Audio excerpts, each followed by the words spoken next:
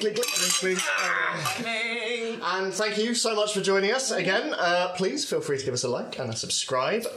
We're also, after the break, going to be announcing the winner of our very first dice giveaway. Ooh. So stick around for that as well. In the meantime, are we all ready to begin? Totally. Yes. Good. So, last time we met, on your way to the Undercellar, you stopped by a magic shop by the name of Cog's Oddities, and you observed some of the items that you had found in the caves and which you faced off against Myron Tull, including a bone dagger and a shard of what seemed to be some form of red crystal. Cog, the owner, identified these, and the dagger, one which is capable of summoning spirits. The shard, on the other hand, is of much greater value, capable of communing with gods. Making your way to the Undercellar, you stopped first at the tack room, wishing to discuss the items a little further. Terra, you offered to translate Oriana's book for her, an item which has been of great interest to her since you all left Waterdeep, but only if she divulged why it was so important. Oriana revealed a little of her past, including a somewhat troubled relationship with religion, and you were able to translate the book. Part of it, slow reader, but you were able to identify it as the property of a necromancer by the name of Pestis Zalen. I didn't know it was a necromancer. Did I? Yeah. Mm-hmm. Yeah, there was stuff about there was another thing I didn't know. Yeah. But I can't remember what it was. Yeah. It all works out. You still don't know. 2 moving on towards the Undercellar, Terra, you found yourself unable to descend, and everyone else realised fairly quickly that you are quite claustrophobic. Well, not everyone. I'm the only one who realised that. Well, no, a couple of people noticed. And you stayed behind in the tack room. The rest of you went on into the Undercellar to meet with Aurora Candlewick. There, telling her that you'd dropped off the parcel to Lulu, and she gave you another job. She has spread some disinformation that the Skinners will be coming up above ground at the docks, and she hopes that this information will bring out the Blink Dogs. She wants you to attend. She wants you... She wants you to try and intercept the Blink Dogs and find out the location and the potential identity of Mr. Pinky, their leader. Agreeing, you went into the Undercellar once more, finding a few items, including Zini was able to seek out some counterfeit watch tokens for your eventual journey into the upper city. And meanwhile, upstairs, Terra, you discovered that the reason for Aurora Candlewick's seeming obsession with the Blink Dogs was due to losing a loved one, someone from the upper city. Meeting once more, you went back to the dripping tap, and you went to sleep, waiting for the man who would meet you to take you to the docks that evening. And sure enough, you were met by a large kangaroo humanoid who is currently leaning against your door. Does he have normal legs? That was my question too. So it just sounds like... Yeah, how human is this? So he's tall, very muscular. He's got a long neck and rather prominent snout with very pointed ears. Short brown fur with a slightly longer tuft on his chin. His feet and legs are that of a kangaroo. They are large, but he comes in at around maybe 8 foot tall. So he is... So basically he's that jacked kangaroo. Basically, yeah. Who like chases crushes people metal. off. Yeah. Is he like Mr. Tumnus, but kangaroo? No, like he's like not... He's even less 100% human. kangaroo. Yeah. He's Oh, just, he is a giant- just a kangaroo. He's big- just a kangaroo. He's a kangaroo. He's a giant Yeah. kangaroo. So he doesn't have hands. He's got hands. Kangaroos have Oh, we know, but they don't have like He- fingers, What have you do been they? doing to No, kangaroos? but they have like claws. He's a kangaroo in the same way that Zini is a dragon. Like, it's sort of, But humanoid Zini version. isn't a Right. dragon. yeah, humanoid. Taking on Slightly traits- on... Yeah, so like Mr. Tumnus. But he's cut off in half. Does he have feet? Or does he have, like, kangaroo feet? Big old kangaroo feet. Big old kangaroo. Is he wearing shoes? He's not. He is wearing the jorts from the previous episode. Does he have a pouch? He doesn't know. Oh, come on. That's disgusting. But I know, but it would be so he good to does sit in it. he does wear a brown leather jacket over the top and a very unbuttoned shirt coming down to almost his navel and jorts. And underneath the jacket he is wearing a bracer. Wait, denim exists. No, that's just the length of them. And he's wearing denim jorts. Like, that's my headcanon. So he leans against the door and he looks down at you, Zini, and... Wait till he meets me. Is this You know, for a moment I was worried I had the wrong room. your persona, Ed? Yeah. I'm very keen to just get it out there for 2020. You buck? I am, and you must be Zini. I'd signal for Terror behind the door, being like, "It's okay." I just come out from behind the door. Oh, hi there. I was expecting 5 of you. I'm still laying on the bed. Delphi's You're not. Where are you? The room next door. Oh, yeah. He's 2 doors down. Yeah. Grunt. But just gives a little salute. So, I'll let you get into your work clothes. I'll leave, no peeking. Where is the other 5th member? He's sleeping next door. Lovely, I'll go wake him. And You do that. he leaves, and you hear a knock on the door immediately next to you, and a very irritable sound, and he's like, "Oh, sorry," and he goes down 1 door more, and Dalifar. You hear a knock on the door. I go and answer the door, but sort of just slightly open it. You must be Dalifar. And you must be Buck. I am Buck. Tell you what, you get into your clothes. I'll be waiting downstairs. I'll have us all around. Well, I'm assuming you're not. Like, you don't sleep in armour unless... Maybe you don't. I think you sleep naked. I wanted to be Sister Scott. It did not get changed. Okay. She's given up on everything. She's just slowly resigned herself to this life. She's also still got the hat on. Like, It's just kind of punched down in the middle. yeah. So Buck leaves you, and you hear his rather heavy footsteps as he slowly makes his way downstairs, and you hear in large, wait, barman, thanks very much, I'll have... And he starts ordering some drinks for all of you. Okay. Oh, yes, not in the morning. Yeah, we took a nap before the... Yeah. I mean, I hope it's not stealth mission because that's terrible. Wow. Sorry, He seems cheerful. Bucky. Ha. I think I like do my hat out, like make sure it's Pop it out. like it's like Blowing it. You like the condensed top hat. Montage of us putting on our armour, and there's just one shot of Scarlet. it's doing that and Ready. baby. And then just runs her hand along the brim as she places it. Get changed into my armour, and then go downstairs. I got everyone ale, hope that's all right. That should be fine, thank you. Lovely. So how long you been in Baldur's Gate then? Wait, am I the only one downstairs? I think we're all No, probably we're going going down, down. yeah. Okay. We all follow shortly. But not shortly. Not long. Not long. Right, well, to business then, I suppose. Yes. Right, well, I don't know what you've been told, but blink dogs. Mm-hmm. Right, so, as far as I'm aware, Aurora Candlewick has ensured that a boat is being vacated this evening, and it's around here that we'll hopefully lure them in. A place called the Wind's Trader. She's arranged for the crew to be otherwise distracted in the undercellar. Okay. They've been paid off for their time, as far as I'm aware, but we hang around there, we lure some blink dogs in. That's as much as I know, but I don't know if any of you have any plans at all. We haven't come up with a plan. I don't think... I personally have not been down to where these dogs are, so... What do we know about what the blink dogs are looking for?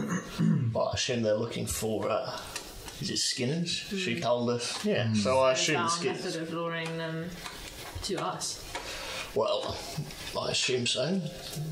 Pretend to be them. I don't know.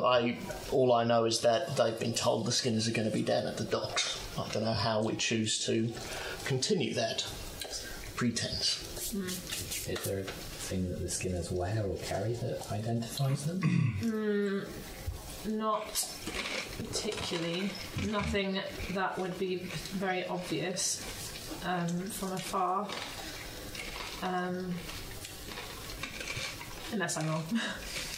Am I? Is that right? Yeah, no, that's correct. Yeah. Well, that's helpful because it means that we can more easily yes. pretend to. Yeah, that's true. So you've had some dealings with the Skinners then? Yeah. Oh, right. So where are we luring them to?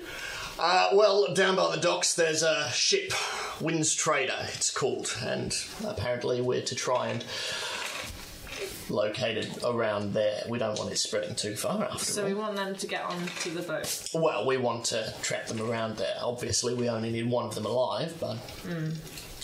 Obviously, I'll be honest, I don't know if this is necessarily going to work. I don't know if they're stupid enough to fall for rumours, stories, but, you know, if they do show up... How do we know that it'll be them? What if they're just look like normal people? Look, I don't know, I'm fairly new to Baldur's Gate, I'm just doing this as a job. They wear masks, I think. Yeah. So I suppose we see people wearing dog masks. It's unlikely there's several warring groups of all different dog masks. But if they wear masks all the time, no one knows what they look like underneath. So if they were scouting somewhere, if that were me, I would go without the mask. Do we still have the blink dog masks that we picked up? Yeah. How many Tap do my we bag. Do we have enough for all of us? You have 3. There's only 3, yeah. More so than that, I was thinking more using them as intimidation to you, so we don't have to fight them. What do you mean? Well, people respond to intimidation if you show them that you've taken out some others, Oh. as opposed to actually trying to be them. What, you fought some of the Blink Dogs already, then? Yep. No. No. Oh, no, we didn't, did we? No, we we found found them on another job. Oh, right. Have they been, just refreshing my memory, have they been killed, the big dogs? Yes, they've been killed. By The troll. The troll. Yeah. And they've come in through the basement to Potentially, get... yeah. Seems like it. Do we know what they were there for? I don't think we do. No. But there was a note, right? I think they were raiding the safe house. Yeah. That's I'm why. just going to... Because they had a note from Mr. Pinky. Yeah. Did we keep that? Or was that one of the We ones that kept had the to keep copy. back? We kept the copy. But did I keep? But yeah. Were they bloodstained masks? No. Okay. And if... Yeah, I mean, either way, you'd be able to clean them up with prestidigitation, so... Oh no, I want them to be bloody. Yeah. Oh, right. I mean, you could make them bloody if you want. Well, yeah. Maybe we should do that as our worst case scenario. I think so. If we Because can, that would potentially aggravate them further. yeah. If I'm thinking if we are outnumbered in some way, shape, or form, or if there's a chance for us to take them without having to fight, maybe intimidate them into surrendering. That'll be working into our favour. We get the information we want, and we could potentially take all of them, so Aurora can have a pick of who to take the information from. I mean, if Sorry, the picks of the pineapple can have. I feel if this plan is going to hinge as one or several people posing as the Skinners to draw the Blink Dogs out, from what we've heard, the Blink Dogs do not like the Skinners. So I feel using the masks early would be an advantage. Think about it. 3 of us or so go on the pier. We are lively, we are laughing, we are playing about the masks, mocking their dead comrades, talking about how great the Skinners are.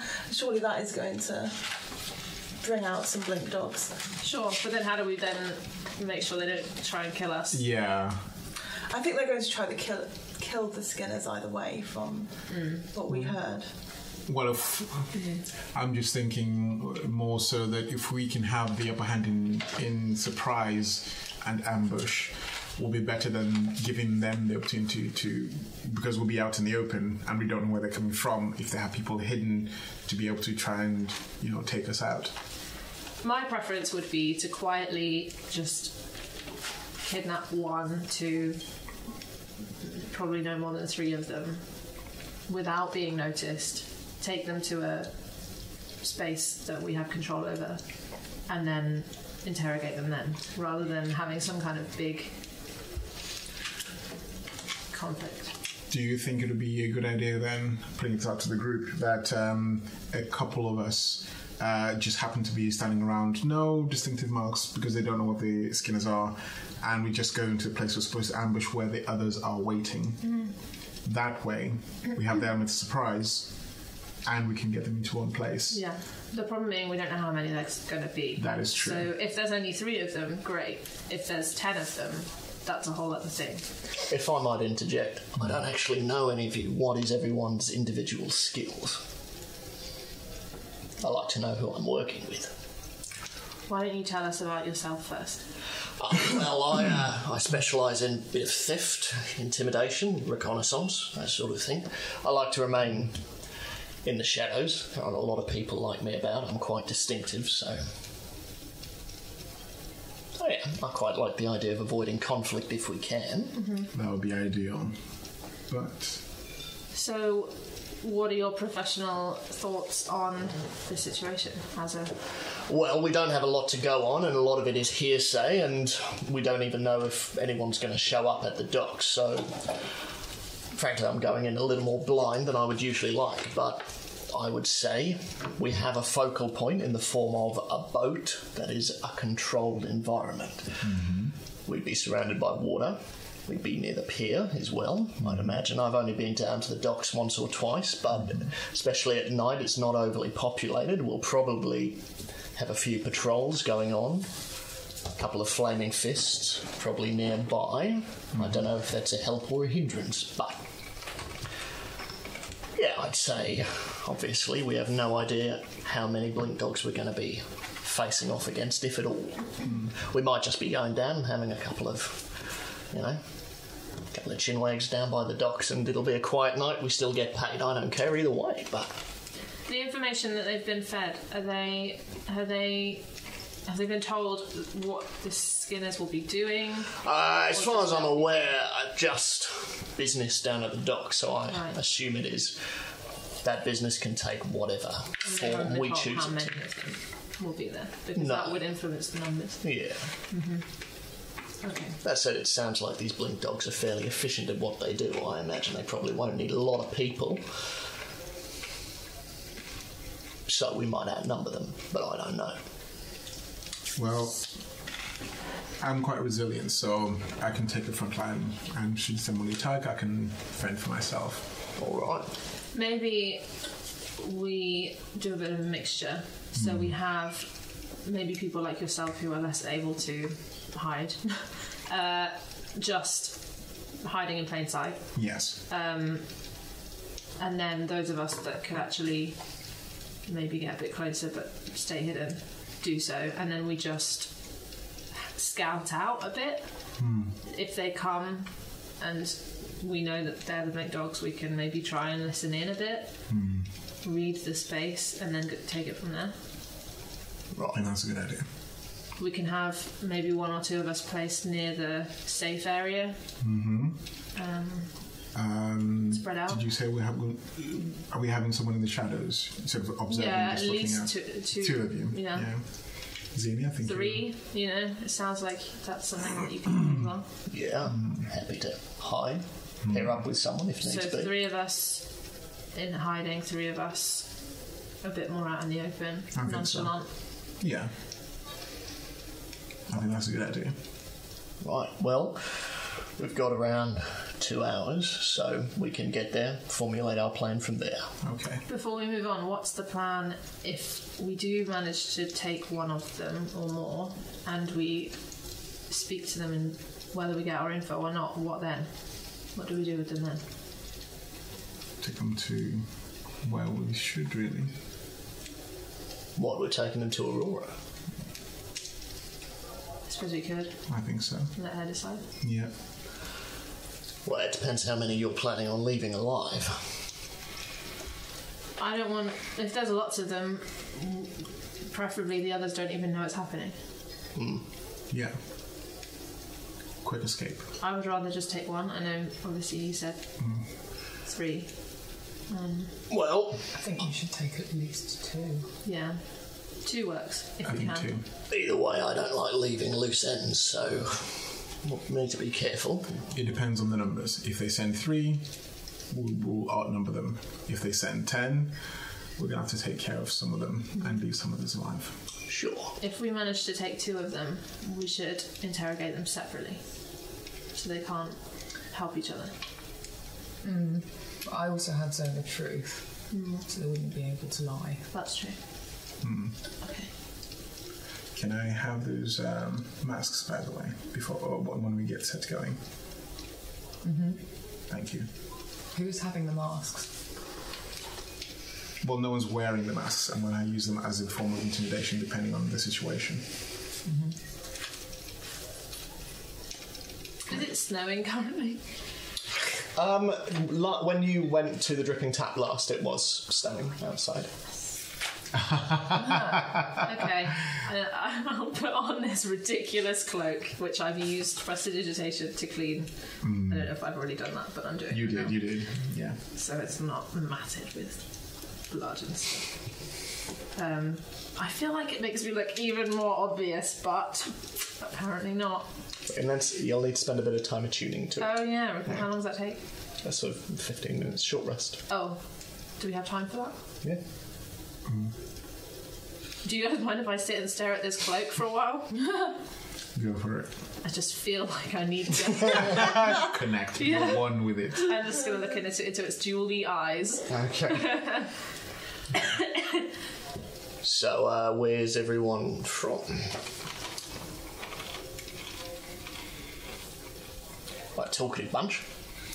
I'm just drinking my ale. So I'm tuning. I'm tuning. I'm like, well, if you're feeling in the talkative mood, why not tell us where you're from? All over. But originally from continent of Oz. Moved over here when I was...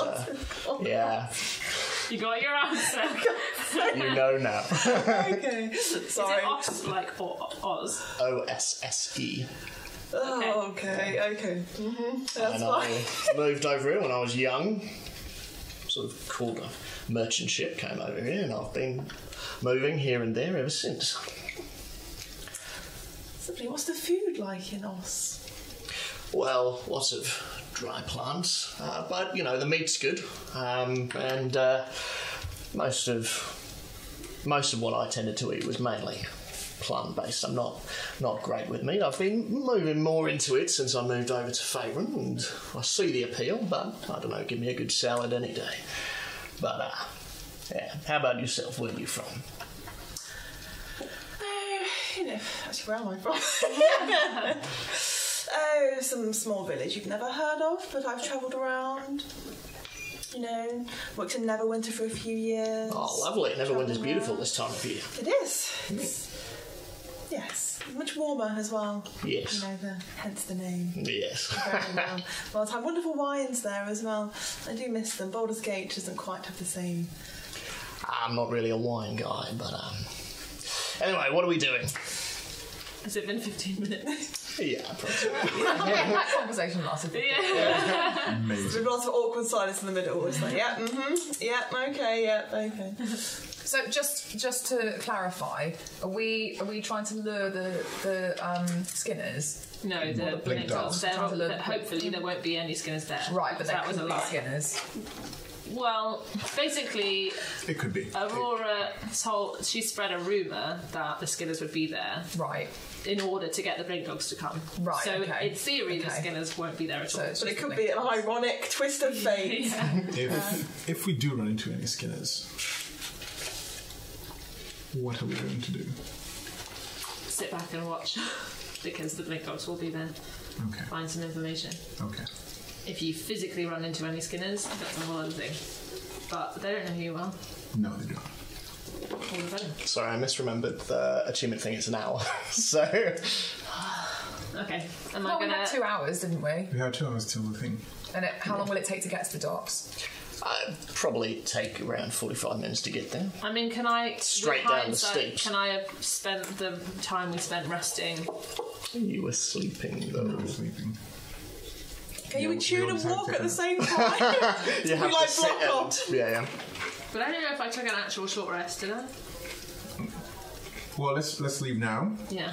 so you have some time to get yourself Go on ready. To get yourself ready. Okay. Yeah. Right. Heading out into the world.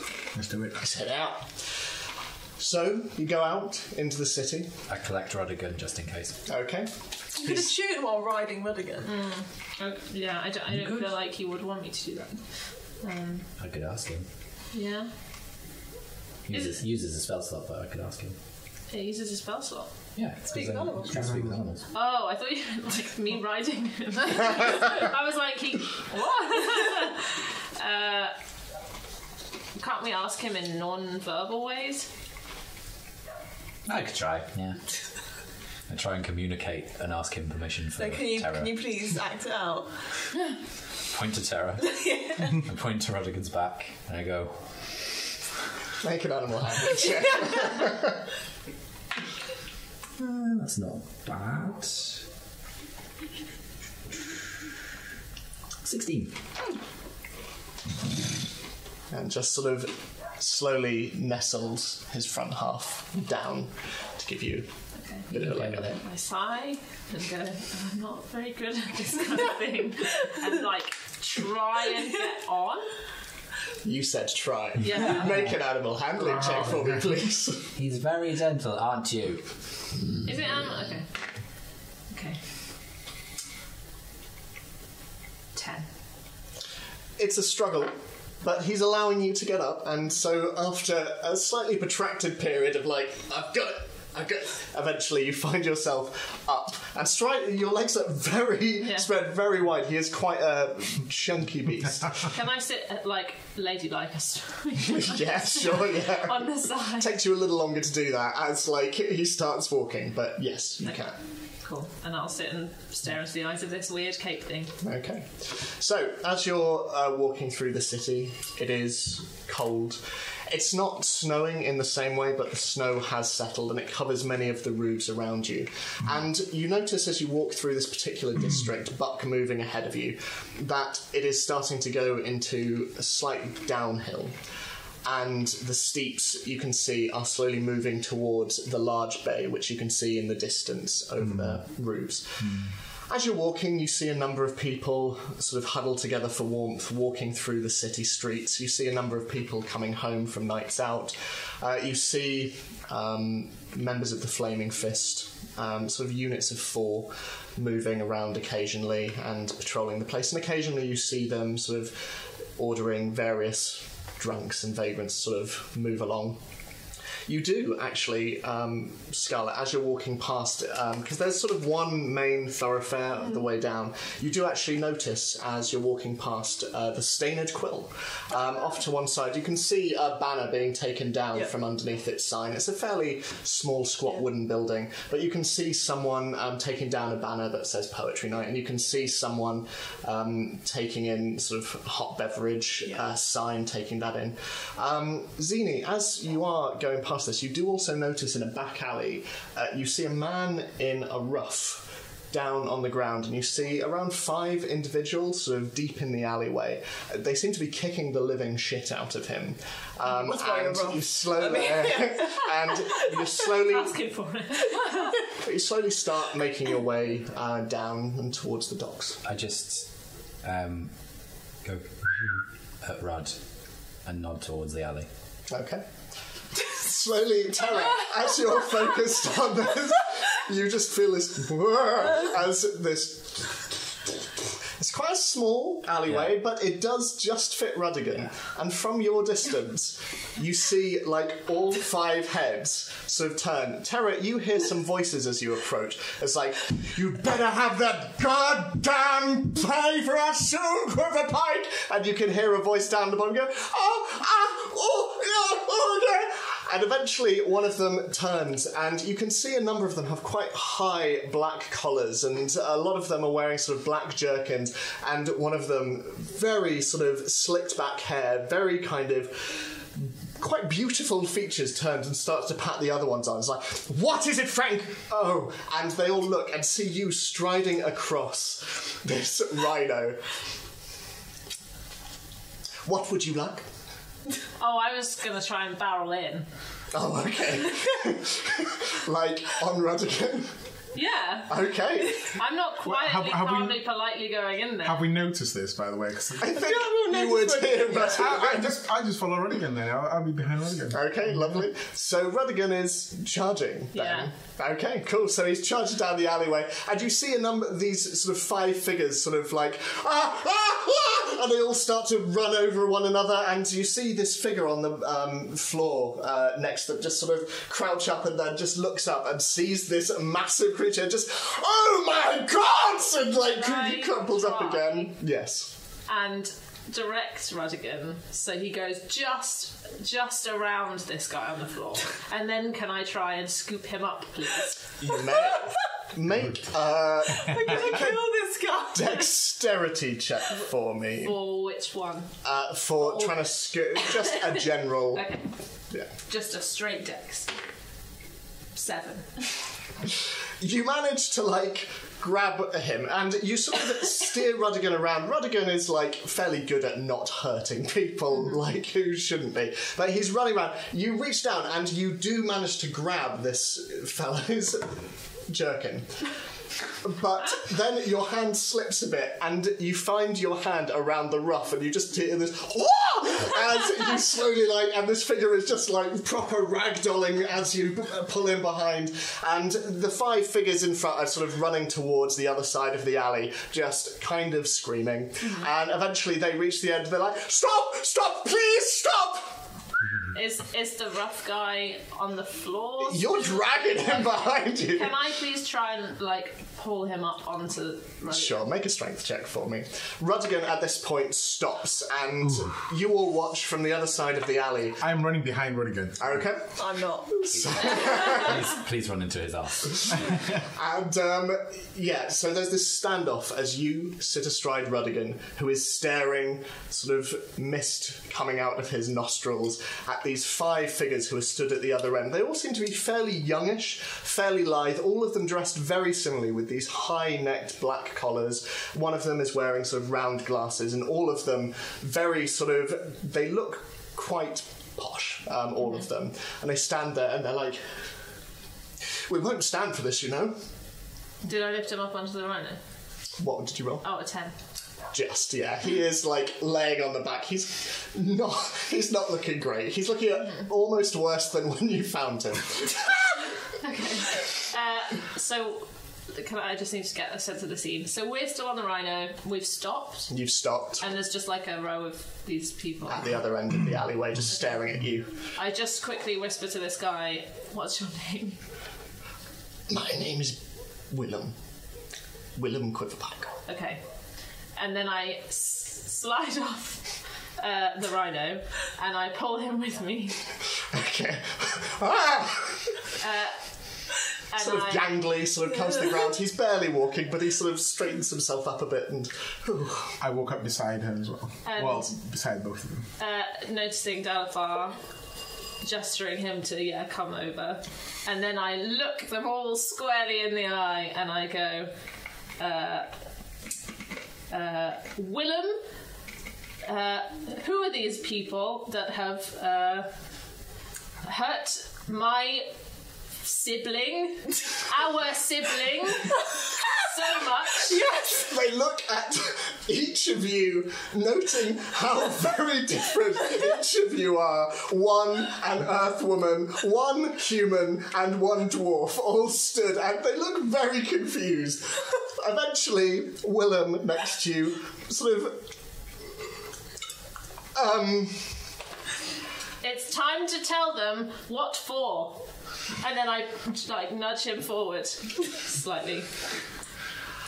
I shall have thee know that my brother and sister, and he looks down at one and at the other, have my back. And you can tell them that Poniferous Mayleaf can continue to wait for his play, and there will be no more roughing up. And the 5 at the other end look at each of you and... So, you're protecting this man, are you? To that, Rodigan just goes... Well, I hope you know your way around a blade, for we have been trained. Oh, we have been. I step forward with already my axe. The highest tutors in stage combat. If you think you can take us, 2 of you and a rhinoceros, then you have another thing coming. I put my axe down and step this far from the one who's speaking. And I just push him in the chest, like, because there's a wall behind them, right? Well, no, it's an open alleyway. It's an open alleyway. Yeah. And so I step up with him. How tall is he? He's fairly tall, sort of like, 5.5, 6 feet. I just sort of put my axe down by my side and then just push him really hard in the chest and go, you and whose army? And at that point, so they're in an alleyway, right? Yeah. And the end is further off. Is it blocked or? Is No, it's open. I'd like. How wide is the alleyway? Sort of 10 feet wide. Okay, so I'm going to do 5 feet of mould earth behind them, Okay. just to block it off. As Dalafar pushes this fellow backwards, you hear this behind as sort of cobbles come loose and bits of earth jut out, and the other 4 are sort of like, and they're tapping on the one you push, and Frederick, we should probably go. No, sorry, Frederick, let's go. Very well. You've won this time, Quiverpike, but I assure you, if you don't have the first draft of that play ready by next week, next time we'll be sending beat poets. And they turn and they leave. And there's calm. Eventually, Quiverpike turns. Oh, thank you very much. Willem, Quiverpike, Bill to my friends. You may call me Bill if you like. But thank you. Who am I making the acquaintance of? Step forward and offer my hand and say, Dalafar. Dalafar, a pleasure to meet you. Pleasure. Strong, noble, brilliant name. Name of a warrior. Yes. I cross my arms and just say terror. Terror. Earthen.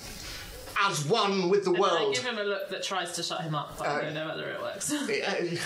But nevertheless, and who is this fine specimen? And he I've walks sauntered up and put my hand on Rodigan's flank by now. Okay. Who is my saviour? This is Rud. Rud, as in to... Stop it. Yes. What is your name? I'm Zini. Zini. Very good. Why were those men beating you up? Oh, just a little trade disagreement is all. I'm a playwright. I'm a poet and a playwright, and I write plays. But I'm late on a deadline currently. A rather unfair deadline, I would say. But anyway, why do you walk out in the world, out in the night, in the city, late? Stop it. Sorry. Yes. Sounds like you have a deadline. I think maybe you should get on with that. Yes. Stay out of trouble. Yes. And I start walking back out. Oh, where, if I may be so bold as to ask, where are you staying? I would love to thank you to the best of my ability. Alas, I've been beaten to a pulp now, and I must return to my closet to rest a while. But I would love to come and pay you a visit at some stage. I see there are other members of your adventuring party. Stop it. Sorry, I apologise. There's no way he's in the closet. Thank you, Jeff. But, yes, where are you staying? I would love to pay you a visit to thank you for everything you have done for me tonight. You have scared them off, albeit momentarily, I fear, but unfortunately the man that they work for is rather unrelenting. If you can find us, then you've earned a visit. Oh. That sounded really like prostitution. A challenge! A challenge, yes! Oh, I shall take it up. I shall take it up with all of my might. Oh, bless you, I will be shush, yes. Oh, thank you, all of you, and say hello to your friends over there, including the furry one. Go home, Bill. I will go home. So, Keep walking. so long. Farewell. Safe travels. Happy adventuring. And then there's this really awkward bit where they both go and it's fine. But then I realise that Radigan has to reverse. Because the alley is not wide enough. Do you need assistance in... No? Of course not. Very capable, very capable. Yes. Well, so long. It's lovely to see a dragonborn. Stop it. Ever seen a rhino?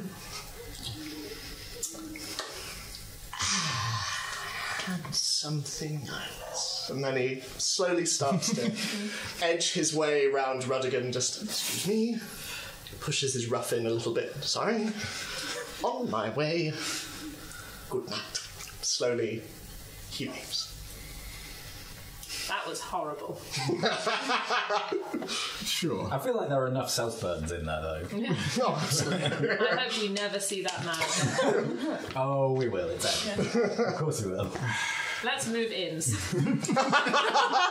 Let's bring Granny Fungus with us. As you return to Alafar, Buck's just standing there. What the fuck was that about? I don't know. Let's just keep moving. Sorry, I saw somebody being beaten up and I thought... I don't Send want the to... rhino in with a person sitting on him. I'm sorry. I don't want to regret it, but I kind of do. Sometimes, Zini, they deserve to be beaten up. Juliet gives You've changed. Juliet gives a meow of approval. Yeah. I chuckle and just start walking to the docks. Am I tuned? Over the course of the next sort of half an hour of journey, Okay. I will say yes. You are.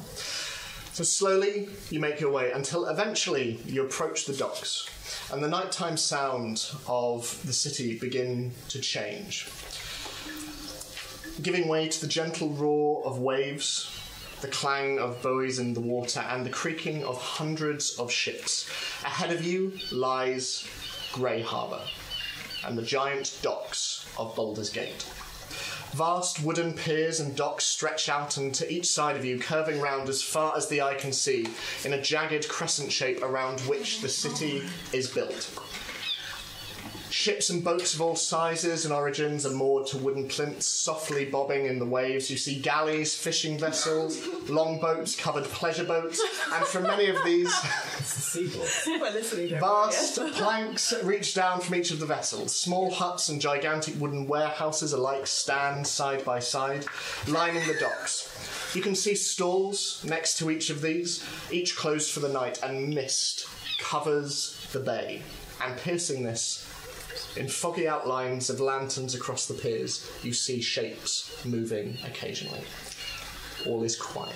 Before we properly get there, Terra, you know how you were saying about like reading lips and stuff?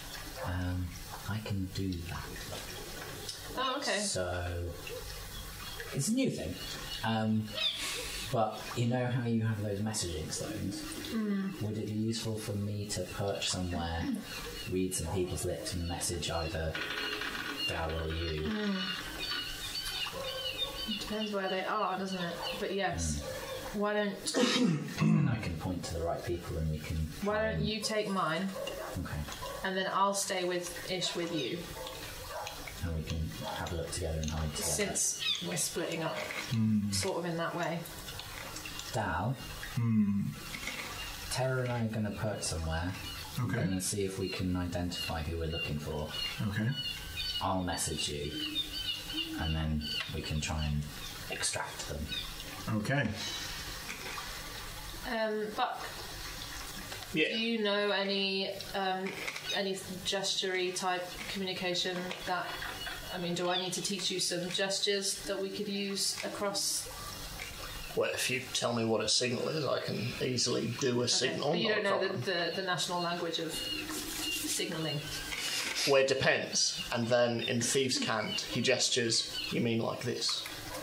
With the accent. You're like, wow. I don't understand your accent, but it's obviously like Fairly similar. OSL or Right, something. yeah. Steenie doesn't quite know all of it, so maybe we can. I got a letter of that. All right. We can just create something basic for our. Sure, not a problem. You tell me what you need and I'll purge myself wherever. And with that, we established some basic signals Okay. like emergency, help, retreat, all of these things. Okay. Over there. As you're standing round in a group, especially with Rudigan being quite sizable, you find a group of 4 slowly moving over, and as they come out of the mist, you see that they are wearing the uniform of the Flaming Fist. Okay. They slowly walk towards you, and one of them steps forward, sort of closed off in heavy helm, but you see deep brown eyes underneath. What's your business here tonight? Just taking in some sea air. Our friend is ill. Yeah. It's supposed to be good to take an evening constitutional. We didn't want her walking by herself, so we came along to go for a walk with her. Well, mind yourself, it's misty. Have you seen anyone around who might pose a threat? Should we be extra careful? It's the docks at night. If you're civilians, I'd say it's always a little... Anyway, Dicey. yeah. I will, go steady if I were you. Okay. I love the fact that we're all like bedecked in weapons. We're like, yes, we're civilians. We're not in Fantasyland. I know. And so they nod at you and they slowly start to walk off, continuing their patrol and disappearing into the So which end? Which are way have we actually come in rather Yeah. than the fact So- that it's all over the map? You're not actually here yet. Okay. Okay. But Buck turns to you all and goes, right, this way. And slowly you make your way. Yeah, you're coming from the other way. No. So, as you're walking along, Zini, sort of being this near the coast is not bringing back great memories for you. But at the same time, you do find yourself inhaling the salt air and kind of finding it oddly familiar. You find yourself sort of listening to the night air around you, and you find yourself sort of taking in the bob of the waves and looking out into the mist. It's almost as if it ceases to be as much of a barrier to you, and as you look out you can see a shape quite far out in the water, tall. It's a large stone statue. Seems to be that of a mighty warrior, towering above even the tallest ships in the dock. Its back is to you, seagulls are flocking around the figure's head, their distant caws drowned out only by the soft crash of the waves. And the figure stands proud, has a shield and a sword resting in either hand, and a mighty stone cape drapes over its shoulders and down to the ground, ready to weather whatever storm might come. This is, as Spinwin described on the journey over, the statue of Balderan. As you're walking through, you find your senses becoming more attuned to the area around you. It's still mostly man-made, but you can... It's like the waves are speaking to one another. And as you walk further, over the next 15 minutes of walking around the crescent around the edge of Baldur's Gate, you feel seaweed. You feel particles of dust floating in the sea. It's like your senses have opened up. Now that you're no longer confined between the buildings of the city, It's like seeing anew. Continuing down the snowy docks, eventually Buck leads you to where you are stood, or lying on Rudigan now.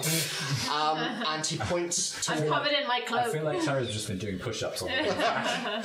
And he points to a ship some 3 down and goes, there we go, the Wind's Trader. Yes. Okay. So whose boat is that? Local merchants, but And we pay them off. Aurora has paid them off, yeah. They're spending the night in the undercellar at the open petals. Should we investigate this boat and see what we're working with? Yeah, pick a perch. Okay. So, where's everyone going? So, can we have a look around and see if there's a good, alley where Rudigan can hide? Yeah, sure. So, what you see... Yeah. So as you walk down... A tiny portion of his shoulder blade. There are a number of boats, some larger than others, and you can see the Wind's Trader is a little larger than the others around it. It's clearly a merchant vessel. Wooden, single mast, and in gold leaf across its side you see the words, the Wind's Trader. Opposite, you see, on the dock, 2 rather large warehouses made of wood with slate roofing. And their large wooden doors are chained shut with giant padlocks. And you see outside of one, there is what looks to be a large iron bell. Just hanging from its outside on a giant strut. And there are a number of barrels and crates around as well. You can see a number of bits of rope lying around as well. But you can see, so there are alleyways in between the various warehouses. The warehouses reach up maybe around 3 stories, so they're quite tall, and they've got flat roofing. And Do they have those cranes sticking out the front? some of them do, yes. Are there any sort of balcony areas or any outdoor bits that are lower down? No, just they're sheer walls with roofing on the top. Are any of the cranes pulley systems hanging down to the floor? No, they're all sort of at either the 2nd or the 3rd level. Okay. So look for some crates behind which Rudigan can conceal himself. There's alleyway there. Yeah. Are you still on Rudigan? Did you get back on him? No, I don't think I did. Okay. So if he goes up there. Okay. I'd like to go to the boat. Okay, sure thing. Same here. Right. So you 2 are going Sure there. about that, Clanky? Going to see the boat first. Yeah, but if they're there, Oh, but I thought the boat was our... It is our they might already. I don't. Didn't they just said the docks? Yeah, they said the docks, not necessarily Yeah. the boat. So just I'm I being think the boat. overcautious. so Yeah, that's as fine. far as I know, the boat should be the last place they'd go. so we Okay. Yeah, you two go. I'll kind of stay at their backs, looking behind. Sure thing. Buck is sort of standing with Oriana and Scarlet, and so where are we going?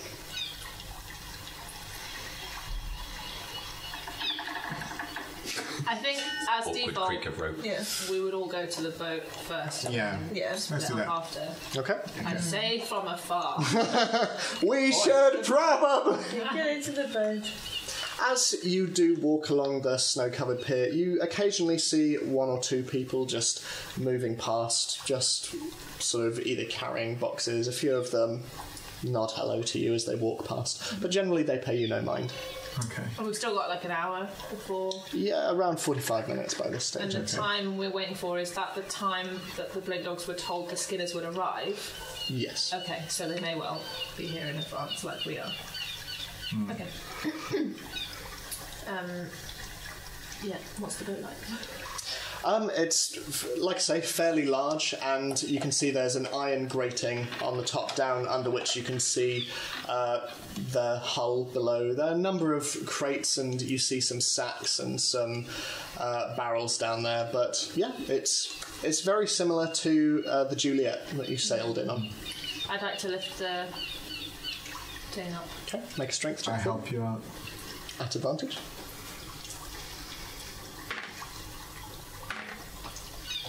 21? Yep, so both of you are able to... And it just... lands on the side, and... Yeah, it's open to you. Is it just? I look down. Is it just a hold? It's not, Yeah, it's just a hold. There's some wooden steps that lead down into it. okay. I'm assuming this is where we're going to take them, so we should have a look. Yeah, that's true. You mean go down and have a look? Mm-hmm. Okay, let's do that. Okay. So you go down. Sort of sways from side to side. There are unlit lanterns on the ceiling that sway in time with the boat creaking as it does so. And all around there are various bits of sort of things that they're taking with them, various items stored away. But yeah, it's all sort of closed off. And as you go down, sort of Buck looks down and goes, "So, what are we doing?" Is there something down here that we could, tie someone to? Make an investigation check.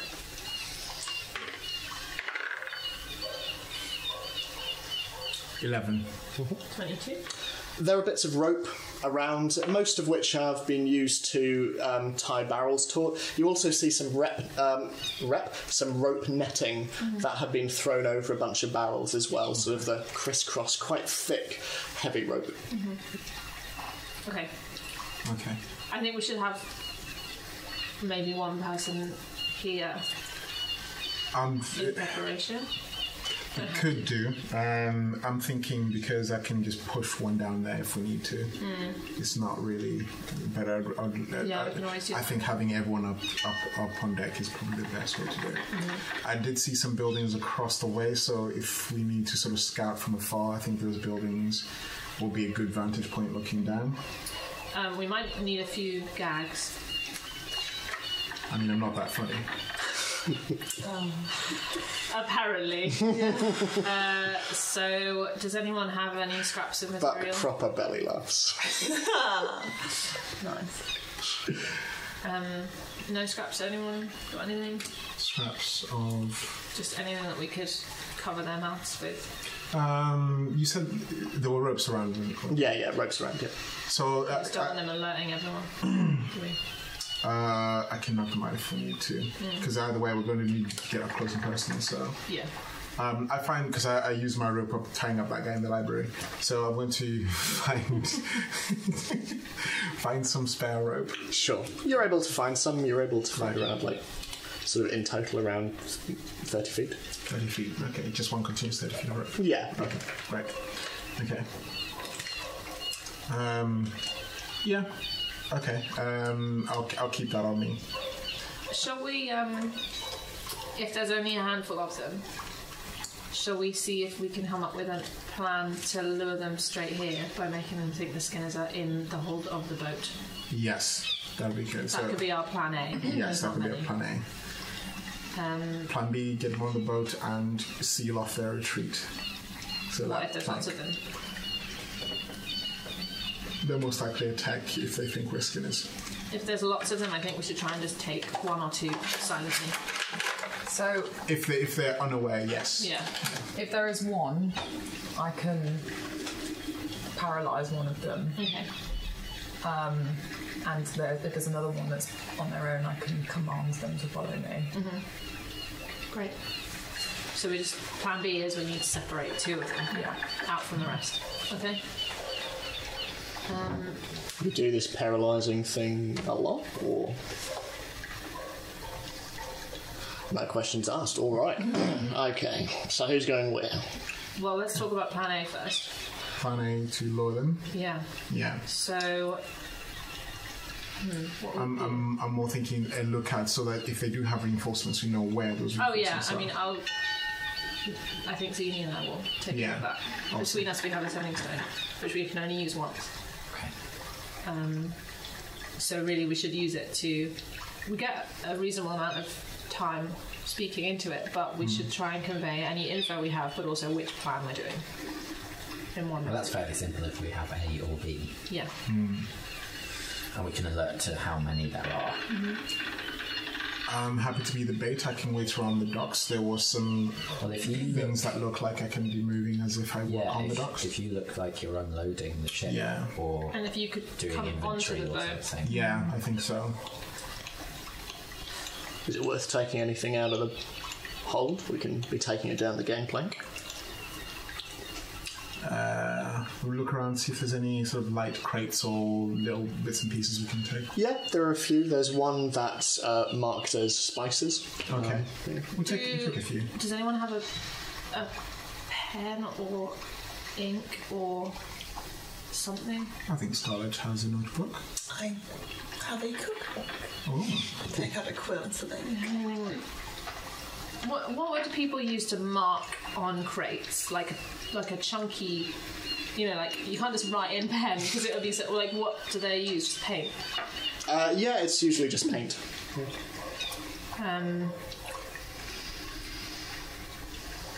Does anyone have any spells that can make a symbol appear on something? Prestidigitation. How long does that last for? 1 hour. Oh, I have that too. Is it concentration? No. So we could both. Okay, how many crates are we using? 3? Let's do 3. So on each crate, and I'll do one to show you what it looks like, and then I put the horseshoe symbol on one of the crates. So you all watch as, sort of like a brand, this upside down horseshoe just appears on the crate. Wait, which way round is upside down for a horseshoe? So I guess like front facing down there. And, Curve at the bottom. yeah. Like a U. Yeah. Is that the symbol of the Skinners? I thought that was right. Sure. Yeah. No, because if the horse is wearing it, then the curve is the top. Curve faces forward. If a horse That's is like actually that and then they go like that, then it's that way round. So it's an end, basically. Okay. We drag some horses. Quite a walking horse. We flip some horses upside down. Like, see? Dalfa steps outside, finds a horse. Because it's cows that you can't tip, isn't it? Horses you can. tip all Horses, day. Yeah, okay. I note what it looks like. Okay. And I feel like it's not a complex enough symbol that I have to roll for recreation. So, Scarlett and Ariana, what are you going to be? Are you going to be helping Dalafar unload these crates, or Scarlett, do you want to supervise? I feel like we need something to make sure that they go in the hold. Well, we're like I said, I can command them to go in the hold, or I can use command multiple times. If we had 3 on their own, I could command all of them to I just sleep. feel like if that doesn't work, then we've broken the illusion of the ruse. Well, you know the Skinners better than the rest of us. What would they be talking about if they were having some sort of... What would lure them into a hole? Running fights, I don't. Okay. Well, let's take these crates out so they are very in plain sight first before anything else. And then we'll see what happens. Closer to the time, we can slowly start moving stuff If they, back in. worst case scenario, just try and attack you out in the street, would it make sense for you to all run onto the boat? Yes, because they'll chase us. Okay. But what if there's lots of them? Then they'll still chase us. Yeah. Okay. And that's plan C. Yes. It may just, unfortunately, end up in a big fight. Yeah. If there are lots of them, Okay. you have to. Yeah. It's gonna be whole... If there are lots of them watching us right now. and they attack, what we could just tell them we're not the Skinners. Yeah, that is true. That is true. But then they'll wonder why we have moving Skinner merch. Yeah, but we can tell them we're here We to find... just hide hands. Yeah. No, I mean, we can just tell them we're here to find out more about them. And if we put Okay. the zone of truth up and it works, then they'll have to tell them. Okay. The key thing being contain them Yeah. in an area. Keep them here for as long as we need to. Yeah. And Okay. if they're on the ship, then we can stop them. Yeah. So, could you guys help me take some of these crates out so they're in plain sight first? And then we can slowly take them in. Something maybe if they're listening to you talking, those of you pretending to be Skinners, maybe you could say something about how, I don't know, mention something being in the hold. Yes. Maybe there's a prize fighter aboard. Yeah. What would the Blink Dogs want? I think keeping it very vague. How about Just the documents? Documents. Yeah, the documents are in the hold. Make sure they're safe, and so on and so forth. Yeah. Okay. So I start taking one of the crates out here and just gesture for Lovely. Should we find the perch? Yeah.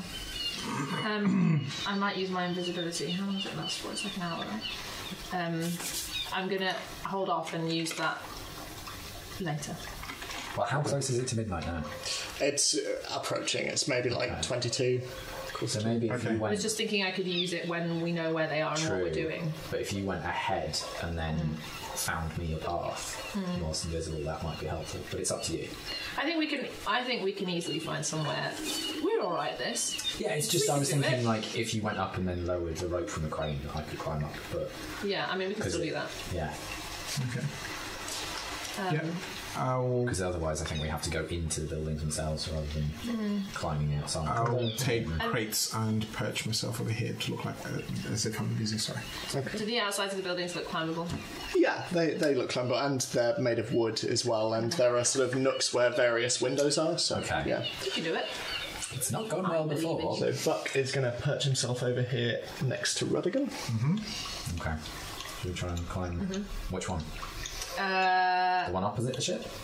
yeah, I think that makes Yeah. sense. Maybe this corner, because Yeah, then we're sort of okay. close to these guys as well. Near the We chimney. try and climb the building. So make a just general athletics check for me. Yay. My favourite. Gonna go well. 17. 11. Yeah, it's not awful. Yeah, it's okay. Well, you both get up there, all right. You see that yours sort of is around 3 stories tall. The one above you, sort of the roof is a little higher than you, so it sort of blocks out some of the moon, and you're in shadow for the most part. On the way up, I just say, so do you reckon that we can trust this guy? He's not like a double agent or something? He might be. I haven't really thought of that as a possibility. Yeah. We should keep an eye on him too. Okay. I mean, Rud's there, so... Yeah. You know. It'll be fine. Lovely. So, Sorry, I was going to say, are these waiting in the hold? I will wait on the boat. okay. There's a boat next door. But it belongs to somebody else. The boat we're on belongs to somebody It's else. very law-abiding. I just like the idea of Oriana just standing at the prow and just like arms folded, like I think it'd be good if we could keep it supervising clear that Dalathor. That's the Skinner's Sure, sure. Yeah. I feel like we should speak very loudly about our business pursuits And and documents. documents and Yeah. deeds. I hope these black dogs are really stupid. Gosh, that gold was so heavy to carry. Wasn't it? I mean, I didn't do any carrying dogs. Do you expect me to, get my hands dirty? No. Except in the underground crimes of Juliet, meanwhile, is distracting herself by playing with some rope tied around a mask and is just sort of using it as an impromptu scratching post. And she's very much enjoying herself. Oh, I'm glad she's having a good time. So, can everyone roll perception checks for me real quick? Oh, wait, I've got my thing on. Casually reminding you that my passive is 21. Yes. If in case this I goes just wrong. got a natural Passive 20. 15. Yes. Oh, So, 23. I have advantage on perception checks to rely on hearing or smell. Are you trying to smell them? Or? Well, I mean, I'm perceiving generally, so I'm also listening. Okay. I smell wet Yes. dog. I was about to say that. Yeah? Yeah. Yeah? 18. 19. Oh, well, that's a natural 20. natural 20. We are so We are on it. When We it are matters. good. I mean, so, One in each team as well. Oh, actually, before you do a thing, yeah. I feel like Scarlett would like to be a bit stealthy, so we should use prestidigitation to make her hat black. It also makes you look like evil. Stunning white You've gone- apron, black Oh, hat. and maybe a black apron as well. Yeah. Black hat She's like style. dark. So this is Alternative time her of crime law. I also Scarlet. notch a crossbow bolt as a It's a cantrip. Yeah, It's a cantrip. I can just do whatever. But only lasts for an hour. Do effects stack? On prestidigitation, Because it's you could not. do like... Yeah, because it's, Yeah, I think you not, can it's do- not concentration. Yeah, you can just do how yeah. many you want. But obviously it's limited Yeah. by...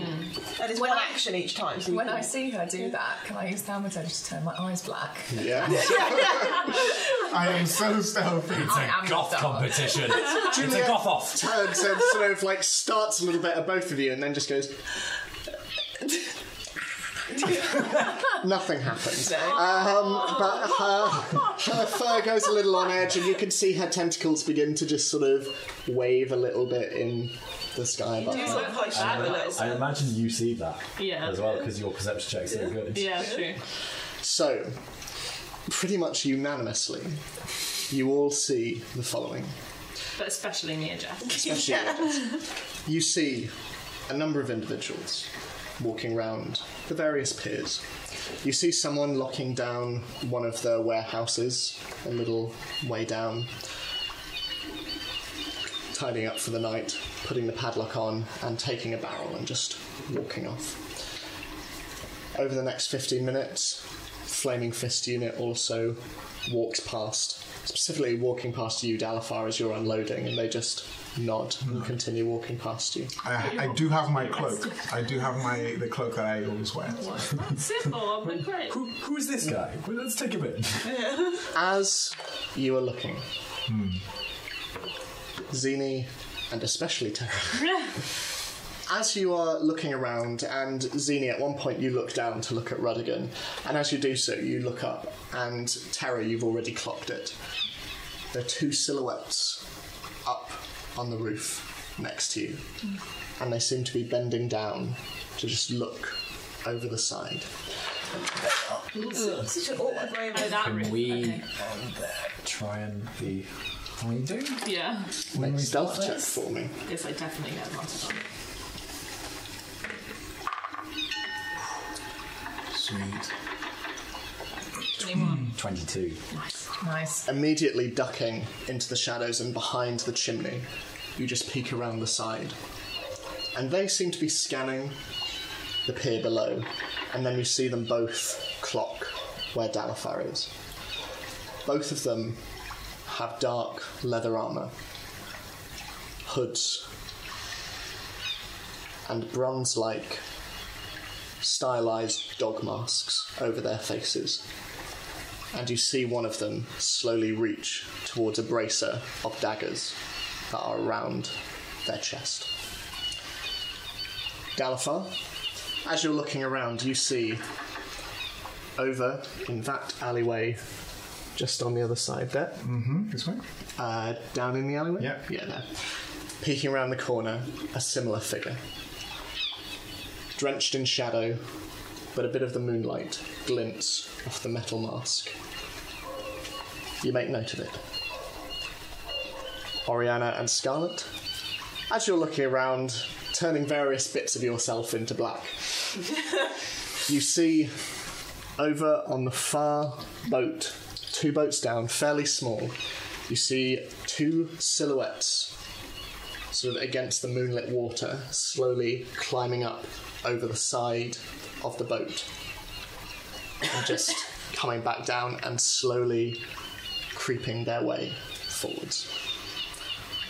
As far as you all can see, there are 5 members of the Blink Dogs slowly converging on your position.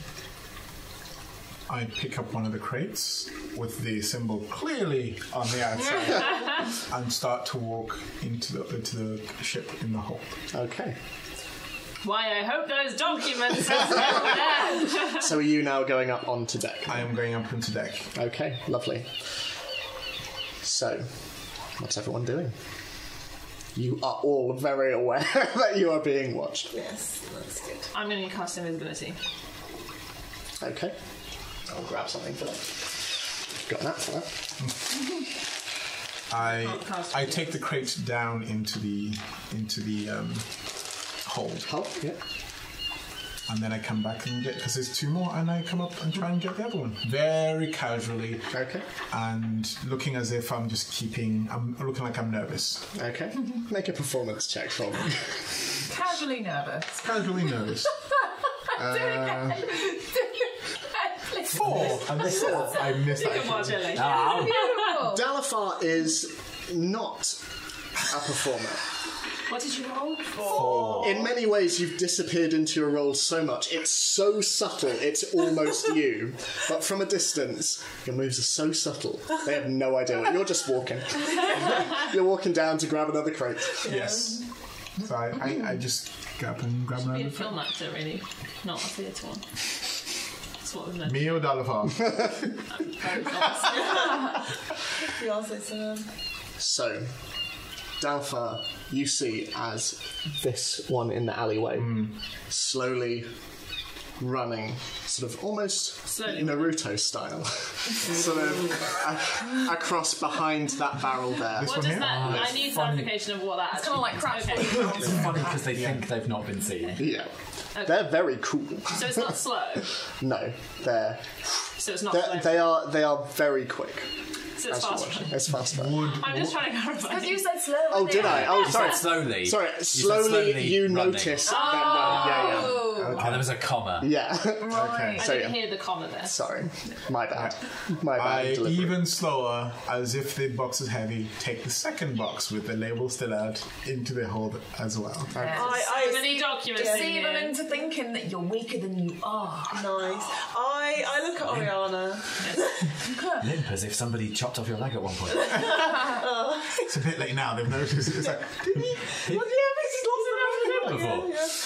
I say to Oriana, and I don't really push my voice, like, oh, watching manual labour does tire me out. I think I might make sure all the documents are in order below. I go down. Yep. Better go check those documents. I mean, you used to be a lot worse. Make a performance check at disadvantage. Yeah. No, You saw were that great. Coming, saw that coming. Well, but if she was great and Oriana wasn't, Yeah, but surely it's a straight roll. Or was Oriana truly that bad? Oriana made the First one's conversation. 21. Weirdly enough, my performance Come on. is like 5. The second one's 17. Yes. Paladin's charisma's high. Yeah. Like, giving Oriana a look, you just My performance is 6. Yeah. and you disappear down into the house, shaking your head like, fuck's sake. In the meantime, Oriana, as you turn away from this, you notice that the two figures over there have leapt over onto the other boat, and they're currently hiding behind the mast. I want to do one of those kind of like, like fake yawns, just doing a bit of a stretch, and I do a little bit of a saunter over towards this area here. I'm just gonna pretend I'm having a little look round and... So you slowly walk down onto the pier with an almighty "Ooh," and you walk down onto the pier past a couple of the crates, and yeah, you are aware they are still there. I go back and get the third crate.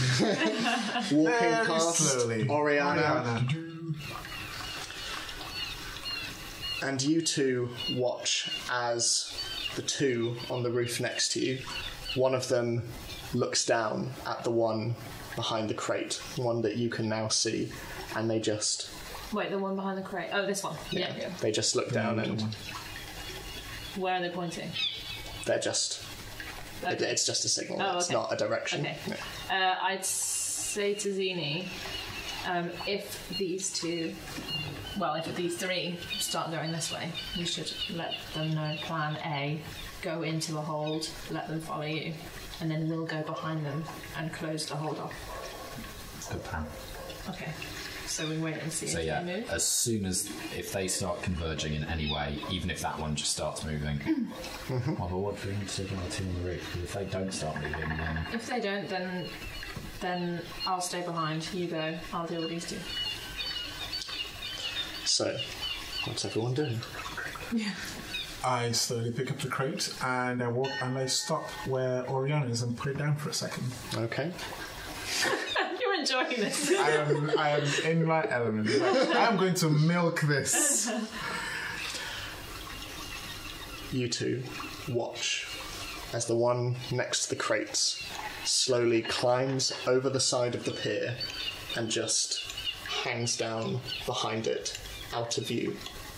And you see the fingers playing just Assassin's Creed go down. I've been watching you play Assassin's Creed and disappear underneath the pier. Do these two seem to be just staying put? They seem to just be observing. Okay, so I say to Zini, tell them that they're on their way and they should all go into the hold soon, before being attacked outside. okay. Down.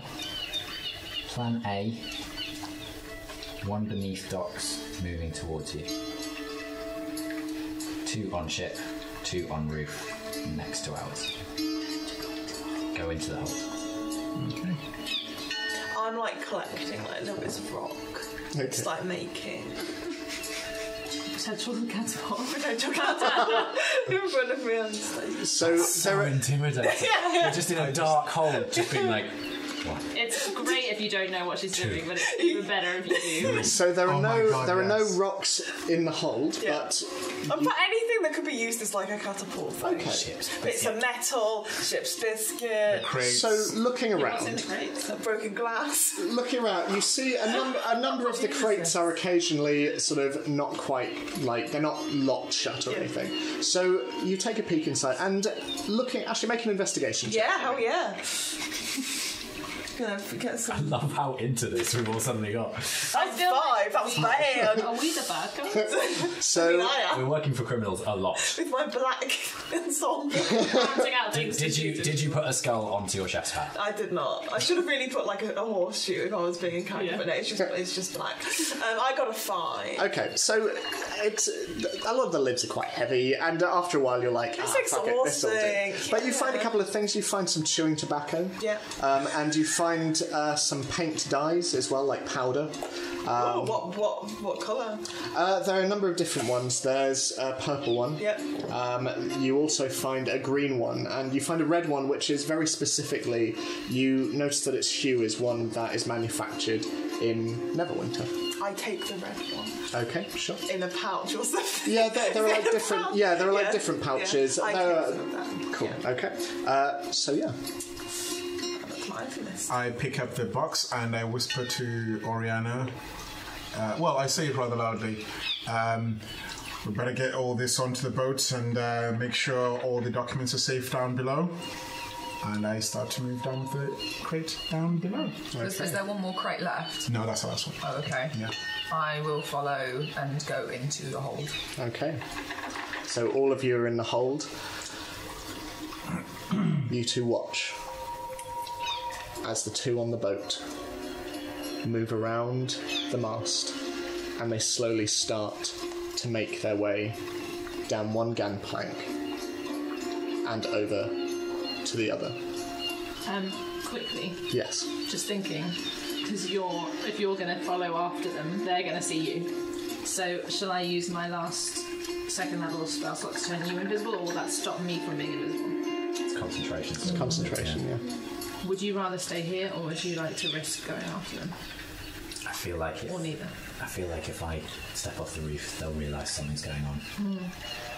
Do you feel comfortable here then? Yeah. Okay. The others can You might handle not need to do anything. No, but the others can handle themselves, and in case the reinforcements show up, then we can bring out Radical and Buck if need be. But you've used up the sending stone, so we Yeah. won't know. Would you reckon that distance would we be able to hear like a bird call or something?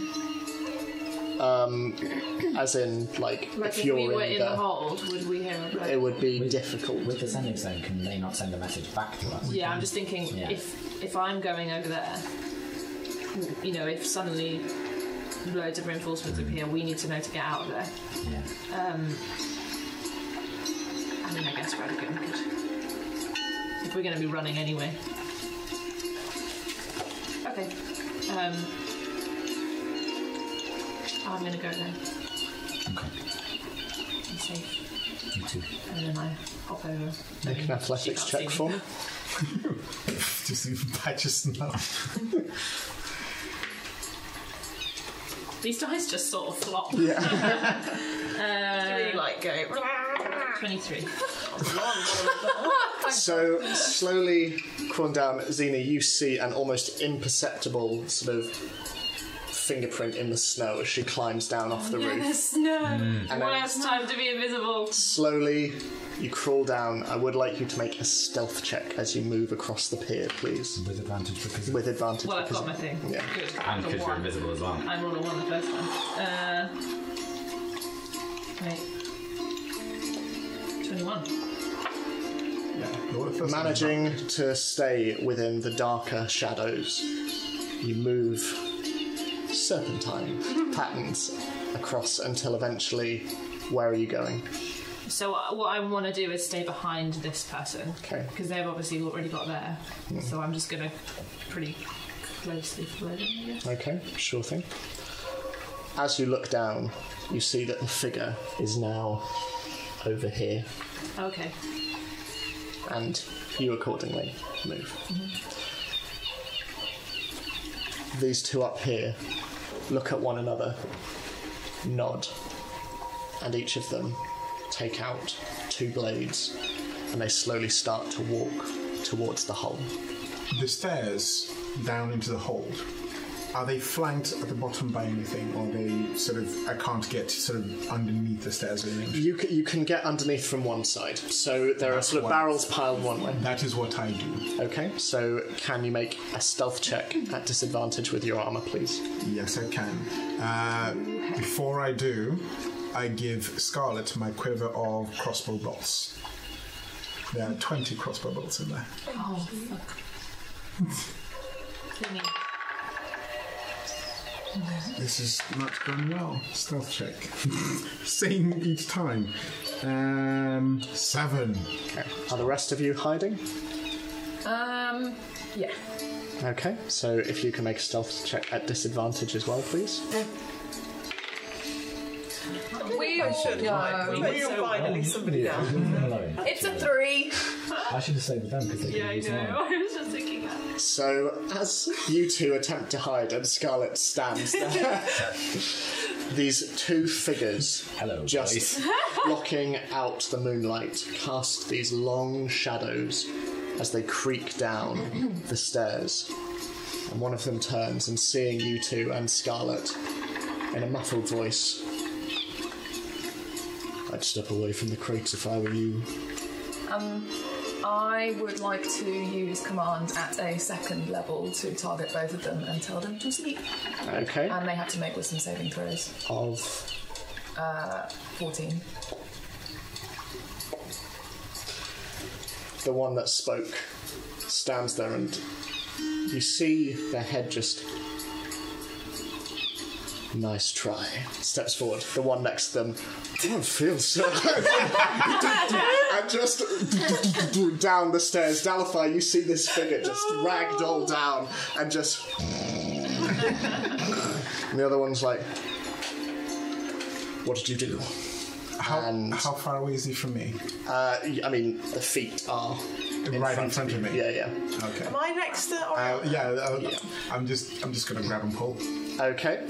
Make Are they on attack the roll, and it's a sneak attack, so at advantage, please.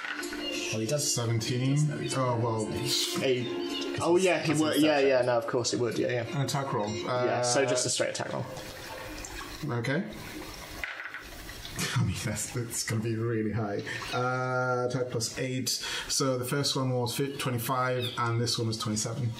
I mean, either way.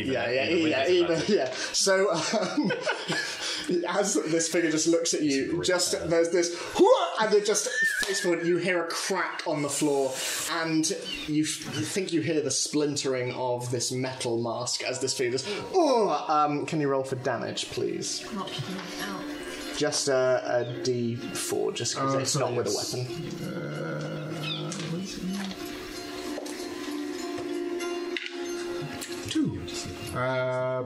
Plus my Strength. plus my strength. 9.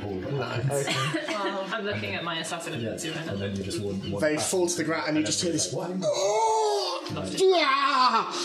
They are both prone on the floor, one of them entirely unconscious. Okay.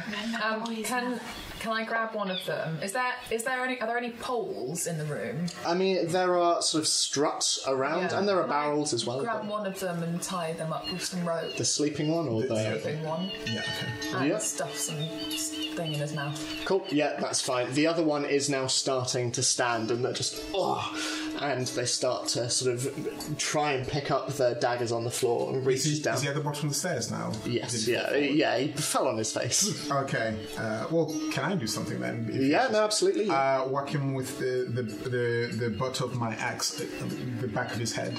Okay, make an attack roll. Yeah. For attack roll, I can roll. Okay, better. 22. 22 will hit. Oh no, it's with weapon. So it's 1d8. While this is happening, Terry, you notice that they are coming over here and they are starting to climb up a gaslit lamp, and they just swing across to here and silently just... Okay, I'm gonna go this way to kind of just... Yeah. Okay. Oh, do I get that? I got a 9. On damage. 9 damage. I just want to knock them out. Okay. The groans are not good, but they are still conscious, and just like still on the ground, just oh god, and they just put their hands up and just drag him over to the mask and put something in his mouth. Okay. You see, as you pull him up, the mask is indeed cracked, and you see a human face underneath, some slightly sweaty brown hair across his brow, and some bright green eyes. And you take him over, and without much effort, you're able to. Well, I basically throw him over to Oriana and get back behind the stairs if I can do. Okay, sure thing. So, Terra, on top you can see one just slowly moving over towards the hull, and you see them cock their head as though they're listening. Where are they standing over the hole? They're basically standing with their back behind you above the hold. Can I kick them in? Yes. Can I use my assassinate thing, but not to kill? Sure, yeah, to knock yeah. out. Yeah. Okay.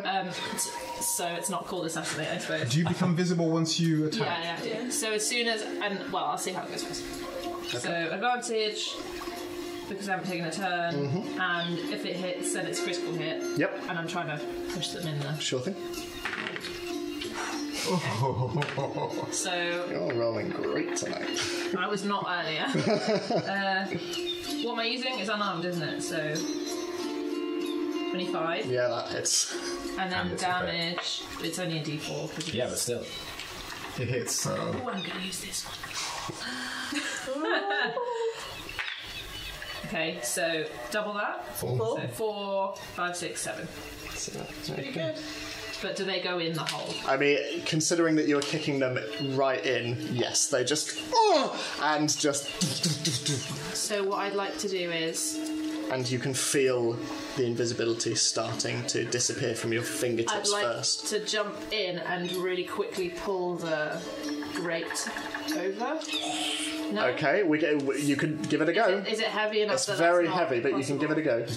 I'll just put it over while I'm up there then, I guess. Is the issue that I'd be doing it from underneath? It's just it's metal. heavy, It's a big metal heavy grate, around 10 feet long. I'll give it a go. Okay. Before I do so, I will use the stone durability thing to get advantage on strength checks. Sure thing. Go for it. So I jump down, engage strength, Okay. and then try and heft it. Make a stealth check first to see if you're noticed. So badass. Okay. 17. Jumping down and sort of peeking over the edge as you land. The figures on top, and certainly Zini from your perspective, don't seem to have noticed anything. They're just sitting Notice there their on the friendly roof. kicked in. No. Well, it's the fact that you've kicked them in, started to become visible, then ducked under and pulled this grate over the top in one Well, I've deft done that move. part. Well, let's So, see the grapes. Let's see If you what could happens. just make a strength check for me. Yeah, and advantage because I'm still doing. Oh. Strength or athletics? Strength because you're just Pure pulling strength. it. What did I roll first? 7. 10. It moves a bit, but especially from this vantage point and with only really the underside, it moves a couple of inches at most. Can I just try again, or I rush... Well, okay, so I was going to rush to the guy because you've knocked him down. yeah, prioritise that. Yeah. Cool. So run up to the guy. Is he still conscious? Yeah, still conscious and starting to get back up again. Okay. Hit him with the bottom of my axe at the back of his head as well. Sure, go for it. Loving it. So... Yep, make an attack roll.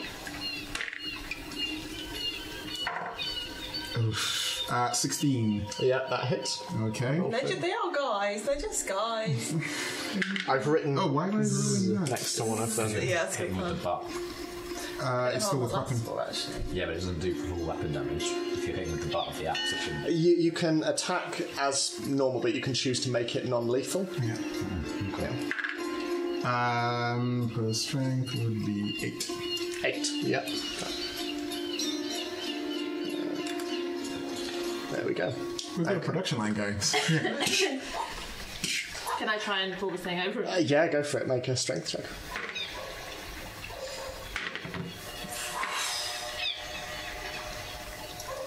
Succeed. 16. Yeah, you're able to it a little more, and eventually it just sinks into place. And then I'm going to stay put. Okay. This. I Flopping the door. drag and throw the other guy to Oriana, who's by now obviously tied up the other Tying up guy. all of them. Okay. Yeah. Zini, can you make a perception check for me real quick?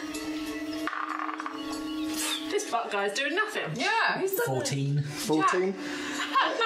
As far as you can see, the two figures on top,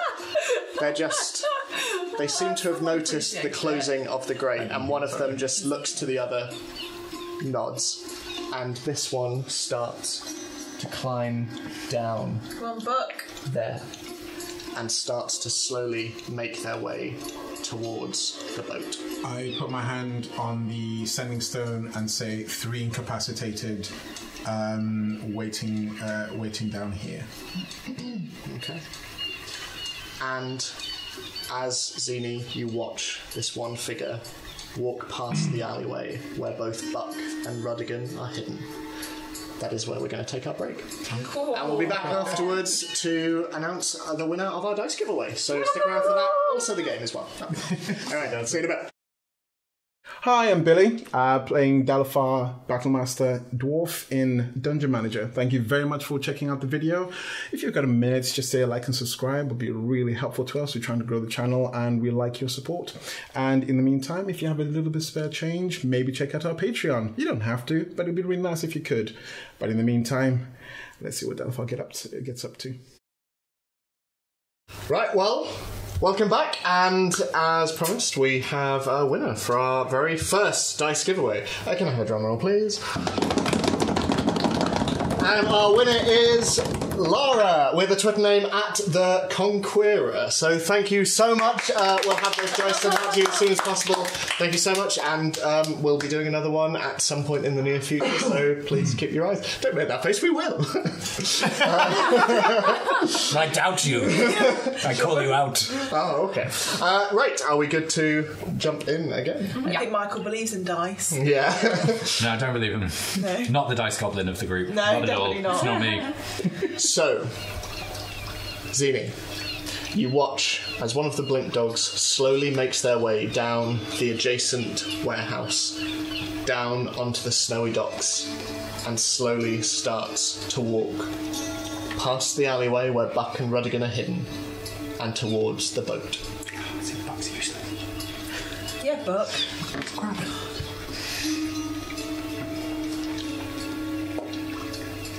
Okay. As the blink dog walks forward, you see a figure come out of the alleyway. It's Rudigan. As Buck slowly hooks a boomerang around and sort of bringing another very muscly arm around the front, just walk back with me now. That's not a knife. And surprisingly, that works. Slowly, he starts to just disappear back into the alleyway with this one. I mean, you'd think you think a boomerang would be inefficient, and B, you are far too invested in talking about how hench this kangaroo man is. So I think this is our new werewolf gate. So, the rest of you, what are you doing down in the hold? You have 3 blink dogs tied up. Well, so they're all tied up now. They're all tied up. Oh, okay. We had a production line going. Are they all Around a conscious? single barrel. One is asleep and 2 are conscious. If one were to do the truth spell thingy, if they're asleep, does that make it more effective because they can't fight against it? Well, they can't hear your command, so you need to wake them up, Yeah. I'd say. Well, I think Zone of Truth is like just an area. Yeah, but It's- you'd have to wake them up. You have to wake them up to ask them the questions. Yeah, but as in if you can't. Oh, yeah, it would still- while they're it would- asleep. Because they're asleep, they're not able to fight off the. Oh, so attack does that mean they of roll the at I'll disadvantage? say they'll roll at disadvantage for that one. Excellent. Right? Cool. So, is that what you're doing then? Yes, I would like to cast. Zone of Truth. Which we will also have to all roll for. Yes. Oh god. Well, how big is the zone? Because I'm upstairs. It's 60 feet. Okay. It's time for Oriana's revenge. So what's your backstory, Tara? She doesn't have to say anything. Yeah. So what's the DC? I'm there. So they have to. It'll be 14, and it's a charisma saving throw. Okay. So, and you'll never believe this, the one that's asleep fails. I genuinely thought you were going to say passes. I was like, So he fails this. He fails. And the one with the broken mask succeeds. The other one, the last one to come down, she fails as well. Excellent. Do you know that? Yes. yeah. But we don't know that. Yes. So can you please tell us who has failed and who has succeeded? I have Who has to tell failed. the truth? Okay. Oh yeah, we need to roll. Yeah. Oh, To roll. yes. What is it? 14. Wisdom. Oh, natural 20. Wisdom save. Charisma save. Oh, I thought it was wisdom. It is If it's charisma. wisdom, I would have No, passed. it is charisma. No, it's... 18. Oh, I'm the only one that failed. So are they all? Who's conscious? Only two of them are conscious. Two of them are conscious. Just so everyone is aware, if anyone enters the zone, they have to do another saving throw. Yeah. So The two that are conscious is one a man and one a woman. Yeah, the one with the cracked mask is Okay. a man, and the one you heard from her grunts as she fell down. As she was kicked down. Ariana, who's succeeded? Can you tell me very quietly who's succeeded? So I'll whisper that the man who is conscious has succeeded. The other two have not. I walk over to said man. They're tied up. Yeah. Yes. Is the mask a full face mask? Full face mask comes out into a snout, and there are sort of small slits where the eyes should be. Is there a mouth hole? No, there's not. I lift the mask so the mouth is visible. Which one are you doing this to? Sorry. The guy who failed. who succeeded. One with the cracked Okay. mask. Well, yeah. Okay. So I lift it just so you can see the bottom half, like Batman. Yeah. And then I take out my. This is what I'm doing with my bag. Just very intimidating. Yeah. Filter of love. Okay. Oh my god. And I pour it down their throat. Okay. oh, are you going And to do it? then nose. cover their eyes while I'm doing it. I mean, the mask is already doing Okay, so they that. can't see. Yeah. So I'm making him drink it. Does that work? You make a strength check to keep him in I place. help her. Okay. do that. At advantage. Good. Great. 7. I mean, he's tied up, so like bits splash here and there and kind of fleck, but you're able to get some down this time. So since you're helping me and you're standing next to me, I as soon as it's done, I remove my hand, step out of the I way, so hate the you dark so much. standing there. Oh, betrayal. As the mask, Thanks, Tara. as the mask falls down, you see through the cracks of the mask, his eyes look up at you, and the irises dilate ever so slightly. Is it really you? Oh my. Oh, I have searched so long for you. It just says they're charmed, like Charm is powerful. you can play into it if you want. This is Oh, for Billy, I am. is that all used up now, by the way? You've got like half left. Oh, Yeah, yeah. It's a couple of uses. I feel all these sort of thrown romantic gestures at Dalafar just I feel them too. I mean, this wasn't Ed's fault this time. I mean, I saw you do it, so it's not exactly a mystery. It's a trick. As this happens, the one who is in between the sleeping individual and now the completely besotted individual just looks. Look, if you have questions, ask them. How many of you are there? You don't work for the Skinners, do you? How many of you are there? Make an intimidation check. Natural 1. You're just so flustered. I'm taken aback by the trap. As the other one just kind of leans around, it's like, you're doing so good. The one in the middle just silently looks at you, their masks still obscuring their features, and they just look away. Okay. You better answer the question unless you want to get some broken fingers. It's your turn. There's not much to come back to that. Oh, it says here. It only works if they're usually attracted to your species and gender. Ooh. No, your preference of So that's gender. Sorry. Oh, right, yeah. Very informative. Yeah. 16. 16. She looks at you.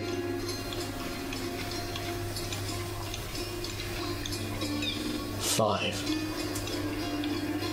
5 of you. That's probably 5 here. Maybe we should find out how many altogether. If you're not working for the Skinners, who do you work for? Who is Mr. Pinky? I'm not telling you that. I turn to the other guy. Darling. I'm not saying that. Who is Mr. Pinky? I don't know. I don't know his name. Oh, your eyes are spectacular. Ask him where Mr. Pinky is and what he looks like. Do you know what he looks like?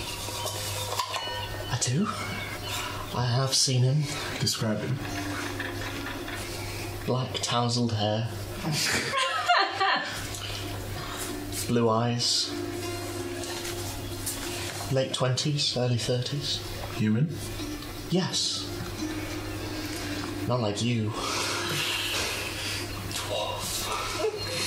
Ask him where he is. Do you know where Mr. Pinky is? Why do you want to find him?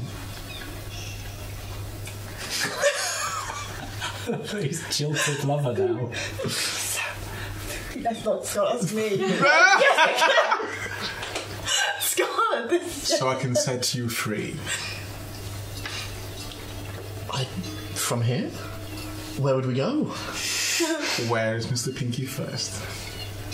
As he starts to talk, the one in the middle, don't say another word, Kingston. But... he asked, though. He's at the old sluice gate, and the one in the middle just kind of tries to elbow, but the bands are quite taut. At the old sluice gate, underneath the west side of the city. Underneath the west side of the city. Is this somewhere I'd be familiar with?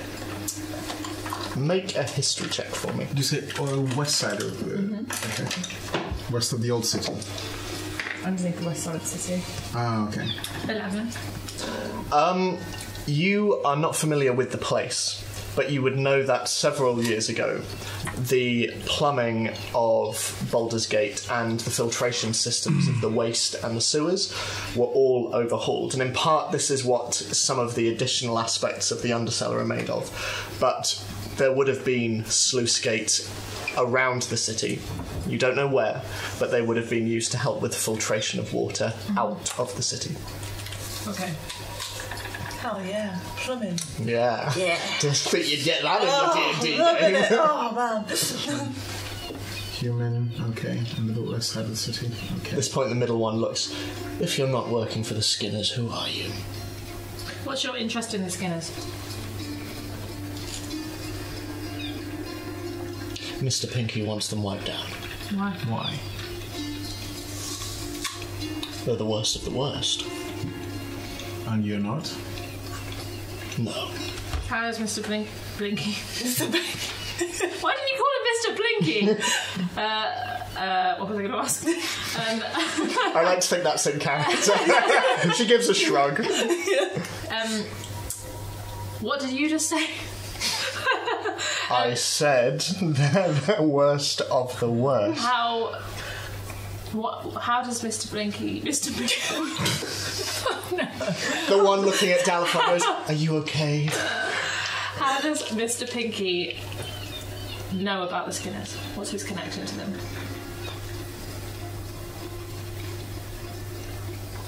Make a persuasion check. What to persuade him to talk? Full stop. 11.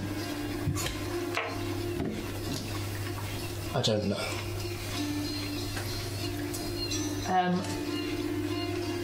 I hit him like a slap. You're hitting the one in the middle? Before The her. And person also, that- she's under the zone of truth, so she's definitely telling the truth. Oh yeah, that's Yeah. true. I don't do that. Why don't you know? Meanwhile, outside, Zuni, you see, still hidden behind the chimney, looking round the corner, you see the one remaining blink dog on top of the adjacent roof. Seems to be looking down at the pier, confused at their companion's disappearance. They slowly creep towards the edge of the roof and look down. And from your vantage point, you can also see Buck up against the wall, and he seems to slowly be lowering the blink dog down. And he's looking up, just shaking his head at you.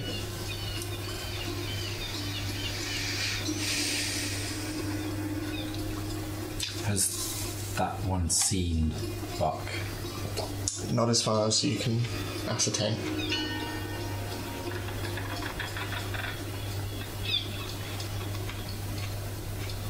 Okay, I just keep my eye on him and just notch an arrow. Okay, sure thing. Back in the hold. They're looking, one silent, the other still looking with adoration in your direction, Dalifar. What information are we trying to get from them? We're just trying to get them back, but we want to just find out a couple of things. So we need the location and identity of Mr. Pinky. Yeah. That's one location. Doesn't mean to say there aren't multiple that it could be at as well. But currently, Maybe ask him where they are based as a group. do you have a permanent base? No. No, we move from place to place every few weeks. Regular places or new ones every time? We find out on the last day. Mr. Pinky doesn't tell us in advance, he just... At this point, you can see the one in the middle just sort of resigned to the fact that the guy next to her is probably just going to talk. You see her just... And she struggles a little bit against the ropes, and the other one just looks at you. I don't know where we'll go next. How long have you been at this current place? Oh, a week, I'd say. A week. Is it usually after a week or more that you move? A few. There's no pattern. Right. How does he communicate with you? Oh, nothing's written down. It's all verbal. He'll send one of us to talk to the rest of the group around the city when we're needed. How many of you are there altogether? I mean, 30. We lost 3 recently. How are you recruited? We are approached. You By- lost? I'm sorry. Who are you approached by? Mr. Pinky. So what's your group motto? Why is she asking me this, darling? It's better if you just answer her. Okay. What do you mean by motto? What do you all stand for? What's your purpose? Why do you Your exist? Well, ultimately it's about keeping power out of the hands of those who would misuse it. And few people have misused it more than the Skinners. Mm-hmm. How did you lose the 3 recently? A raid on a safe house. And how did they get to that safe house? Through the sewers. Do you have a map of these sewers? Are not on me. At home base. So is your home base currently this gate? Yes. Yes, it is. There was sluice gate. If you're so against the wrong people being in power, why don't you just all join the Flaming Fist? Oh, well, you don't think they can all be trusted, do you? No. Well, and a lot of us used to be members of the City Watch and the Flame Fit. Isn't that right, Sarah? And she just looks at him and looks down at the ground once more. I don't think I should have said that. Don't worry about it. Do you have a call sign to call the others down to make sure it's safe? No. Honestly, thinking you were Skinners, we were just going to dispatch you and find out where, well, not your boss, but the Skinners are currently located. What information do you have about them? Honestly, up until a month ago, we had none, but we think they've resurfaced. Where? Well, activity pertaining to their interests has been popping up with increased regularity. We found a warehouse of children, maybe a month back. And we understand there have been more. Have you seen this warehouse? I mean, does that timeline add up with the kids that were at the eatery place? I was thinking the same thing, but if you know a warehouse. What do you mean? You said about a month back. Yeah. They did tell us, didn't they? How long ago? I don't know if it was A couple of weeks. Couple of weeks Okay, ago so from that's so too that recent. might be one of the other warehouses. Okay. And what do you understand as to the interests of the Skinners? Well, that we don't know. Who's in charge of them? The Skinners. Shackley. And? That's the only name we've been given. We've been told to look out for 2 more. His brother, Bertie, and his sister Gretchen. And their enforcer, the Brand. The Brand? Who's that? We don't know. But we've lost a lot of people. We lost a lot of people last year looking for them. It's only when we went down into the undercellar we discovered they were still at large. And then after our attack they disappeared. Has anyone ever seen the Brand? None that have lived.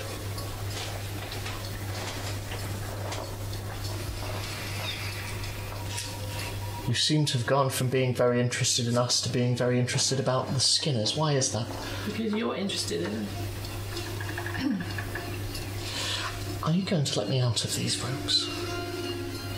In time. It's for your own safety. Okay then. This is a toxic relationship. That I was putting to against my without being consulted. I don't think he even has a safe word. I mean, it's very good. Zini, back outside. You can see the blink dog on the top of the roof. Now starts to move towards the edge and is starting to climb down the front. They slowly descend and softly land on the snow and they take out 2 blades and slowly start to move around the barrel, passing the alleyway. So they have to make that noise. It's the Naruto running. It's their shoes on the. I'm thinking of the snow. Acme sneak. Yeah. And you see Buck just press against the wall, and a noise escapes the blink dog. And the other blink dog very good. slowly moves towards the edge of your warehouse, and looking around the corner, slowly starts to come around. Okay, can I clamber down and circle around the back? Yeah, make an athletics check. This is gonna go so. You're going to do well. Do it. You can do it. You can do it. Yep. That is 2. Which way? Just down Behind. here. Yeah. So, as the blink dog slowly comes around the corner, a slate just flies off the wall, and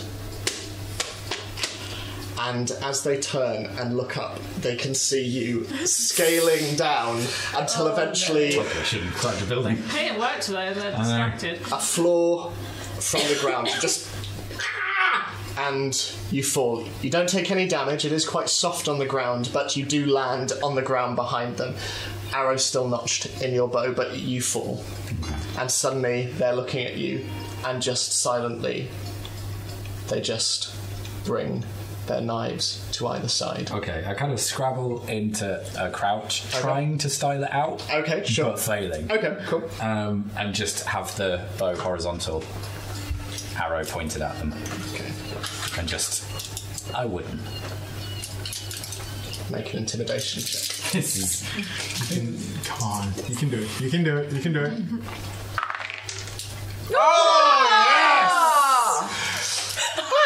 Natural 20, so 22. As you do so, they just look at you, and they suddenly take into account how much taller than them you are, and Yeah, I come out of the crouch and then just like. and they it's proper Marty McFly Biff over, and they just Don't compare me to Biff. and they drop their knives, which land in the snow, and they just Yeah, and then I just gesture with the arrow, just like into the alley. slowly moves back. And Buck And looks in. then Rudigan's horn just gently meets their back. Cool. And Buck's watching, and he's just like, not bad, Scales. What do you want to do? We'll wait. All right. This is all of them. You're the boss. Hops and scales. Fighting crime. Sounds like a craft bit. This is how we tell the rest of you we're doing a spin-off. This is the last episode of you guys. So, down in the hull, what are you doing? Do we need to know anything else? I sort of whisper to Tara Yeah, in Midori. let's Well, we'll go over to one side. let's reconvene. As you do so, you are accompanied by the soft sound of... And you see Sarah, the middle one, just nudge and just... So as we quietly chat, Are we here or are you? I think we're all Okay. Are we not? I can't be. Yeah. I mean, I don't want to turn my back to them, obviously. Yeah, keep an eye on him. Just to, We haven't really considered the fact that they've now seen who we are. They don't know who we are, but they've seen us. Guess we'll have to kill him. how about we take them to where we were going to in the first place, and then their fate will be decided there. What do you mean back to Aurora? The pricks of the pineapple, yeah. Yes. I mean, She will kill them, I think. her Solves our whole problem. She gets what she wants. the whole thinking was, we do this so she is uninvolved. So. Yeah. That would Taking be, them there she'd would have be- no choice then. Well, she wants one of them alive at least. I just feel like maybe we're on the same side. I get that impression too. Much as I loathe to say it.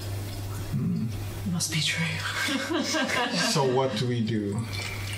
I guess we could try and convince them that we are on the same side. And we failed the mission for the pineapple? No, we go back and tell her exactly what Did she we find specifically out. say She she said wanted one of them alive? preferably take one of them alive, not have to. We've got some I information. thought we just needed the info. We need the info, but she asked for one of them to go back. Oh, did she? Yeah. Yes, she asked for one of them to be alive to go back. No, she only asked for you. If possible, but not to. She told you thought to keep one alive to question them. yeah, to But she question them. didn't Yeah. say Didn't beyond need that. one, Oh, She okay. didn't. She definitively did not want us to bring them to her. We have succeeded.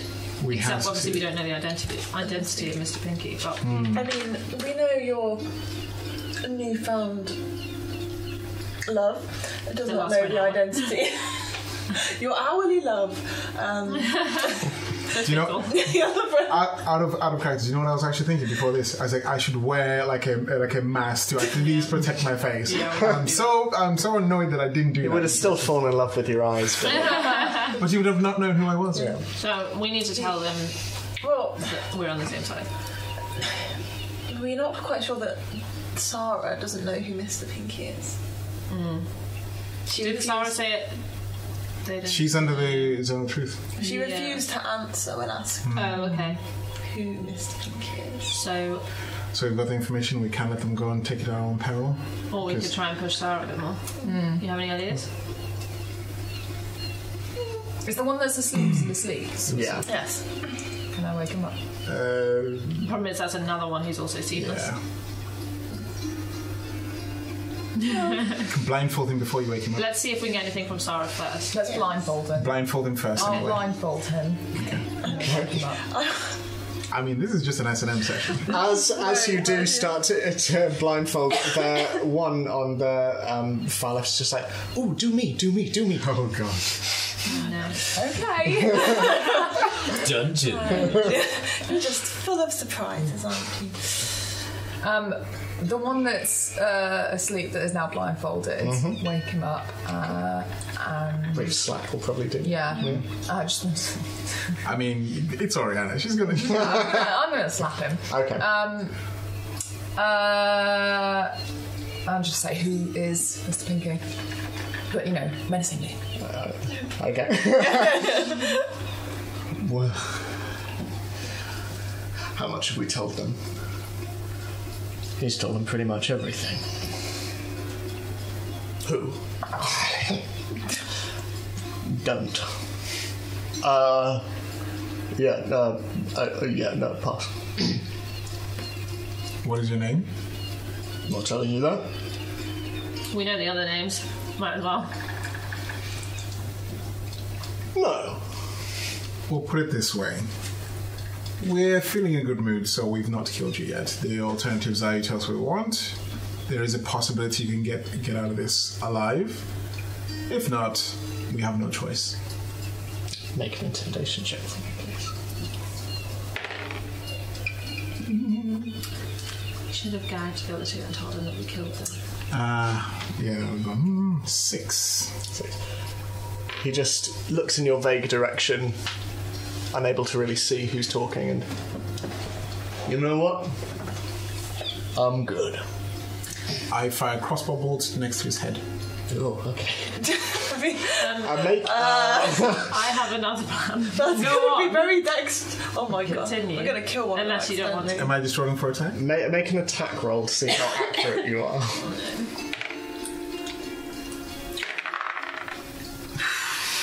That is 13.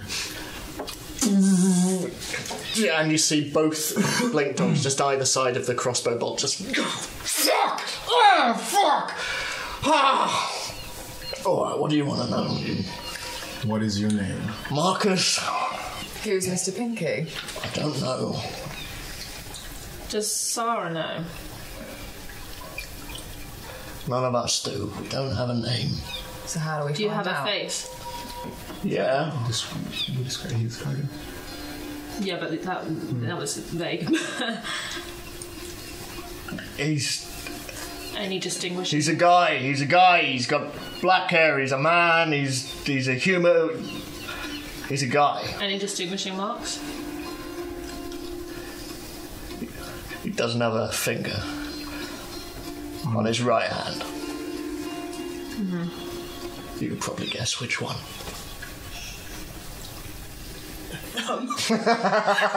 Mr. Thummy.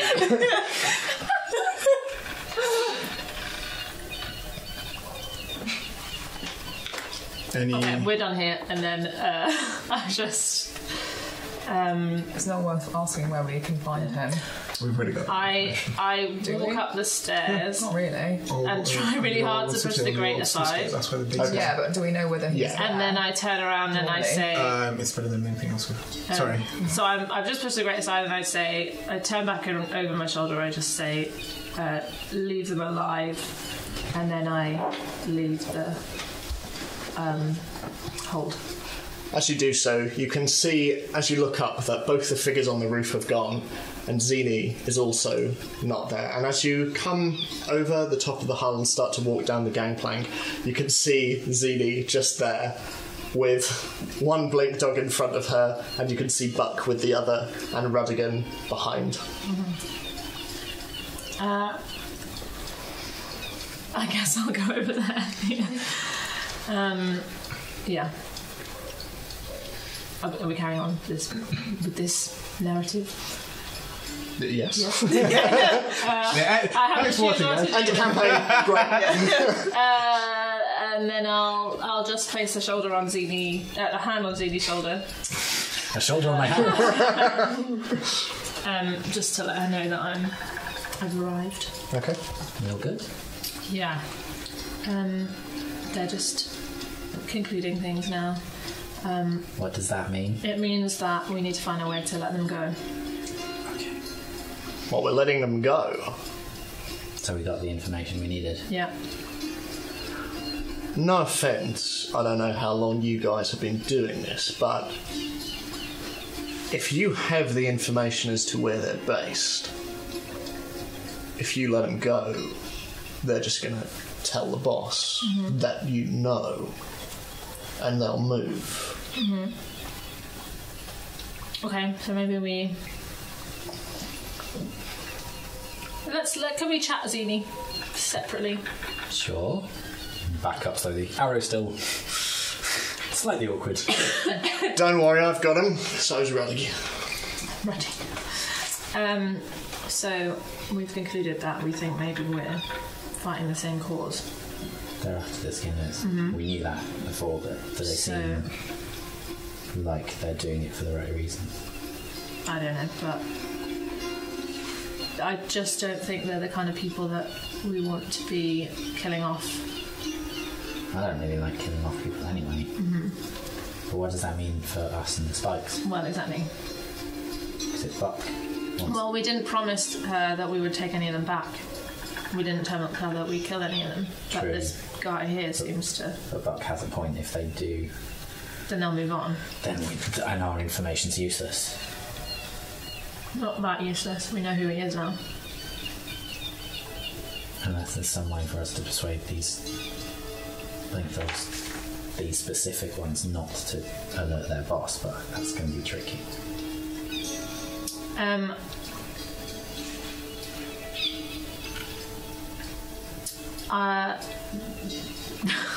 My words not working today. Leave it with me. Just do you mind just staying here for another couple of minutes? Not at all. And then I go back again. Okay. Okay, so you make your way What's happened in down the meantime? pier. Are you folks doing anything down the hull? Or? Looks like you're going to live. That's quite nice, isn't it? What a lovely evening. Oh, well, I didn't doubt my darling for a second. Yes, darling. Darling dwarf. Tell me, I just shake my head. tell me, is Mr. Pink, is he nice? Is he pleasant? Is he easy to get along with? I mean, he's a good boss. Good boss, good. Do you get medical insurance included? Well, no, but we keep everything we take. He never takes a cut of it. Oh, that's very altruistic. Especially for those involved in, the underworld, so to speak. Well, it's a living. Sorry. Have I arrived or? I think by this stage, yeah. So I'm going to come back down again. and then I'm going to kneel in front. I'm assuming they're sitting on the floor. These Yeah. I'm going to kneel in front of the blindfolded one, and I'm going to like yank his blindfold off, so that we're like right facing each other. Okay. And then I'm going to say to him, "Is it him?" Yeah. Look at my face, and then go and tell your boss who you saw here, and then ask him if he really wants to move somewhere else, or he can stay and we'll come and meet him. And then I leave. And help him find the skinners. Yeah, sure. You all watch as Terra strides over and talks to this man. She stands and strides out once more. You see the mask sort of tilt up a bit. And then look at the others. And you see Sarah in the middle look at him. And they just sit there silently.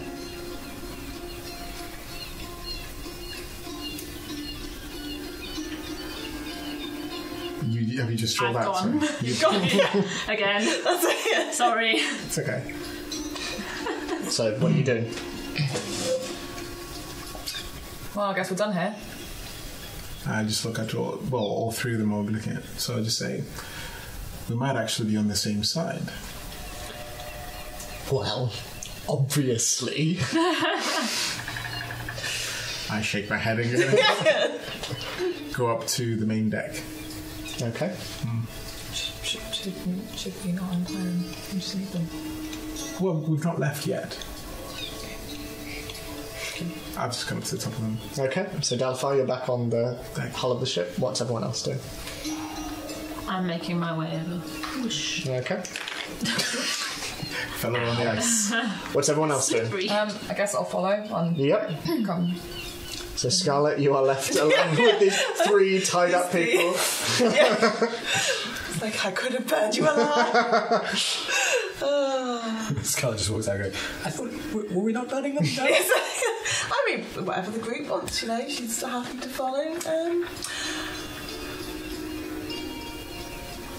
Well, I'm sure we'll see you soon then. Have a delightful evening. And then I just sort of saunter out. As you saunter, the one in the middle just, hey, nice hat. Thank you. Nice mask. Thanks. Go out. Lovely. So, you're all outside once more. So Oh, was it? I think that was the girl, wasn't I- it? No, it's not. Oh, was it? Oh, well, I think she was pleasant. I go over to So many Buck twists. Well, one of us. and I say, it's dealt with. We can get rid of them. Let them go. Roll a persuasion check.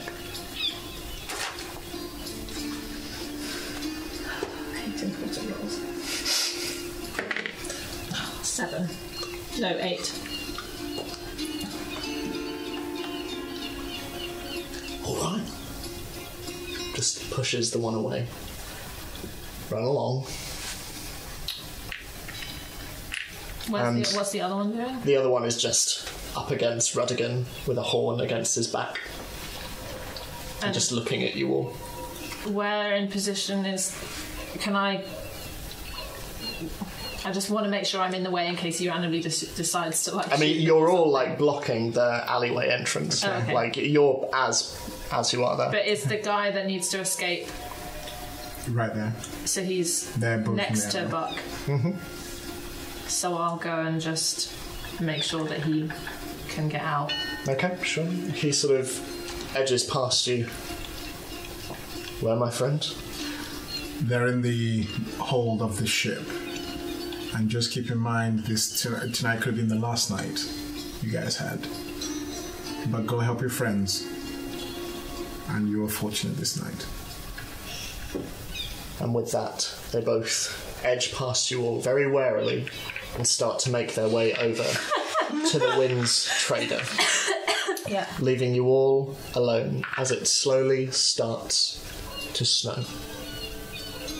So we're just letting them untie them and I ask, what is the game plan here? Because I'm very confused. You're going to go back and get your money, and we'll take it from here. An interesting group. I'll see you around. And slowly starts to walk past Rudigan. And he pats him on the back and leaves. It's too real. Leaving you all alone on the docks. Okay, I know who Mr. Pinky is. So we need to go... You know for sure? Yeah. Who the person? The person? Uh-huh. You know? Mm-hmm. That's not in character. Oh. No, actually, fuck it. Beep it! It's in character! Is that? Yeah. Oh. Ed like shouted the F word like quite loudly earlier. Did you? Yeah. It is, yeah. She's been listening. When he threatened them with the crossbow, they were like, Yeah. Oh, yeah. Yeah. It's just when other people say it. You're on the docks, swear like a sailor. Go for it. Well, With him straight. no dolphin people, that will jump the shark. Oh, so who is Mr. Pinky? Out of interest. Someone that I grew up with. Shall we get back to the inn just in case? Get out of this weather for now?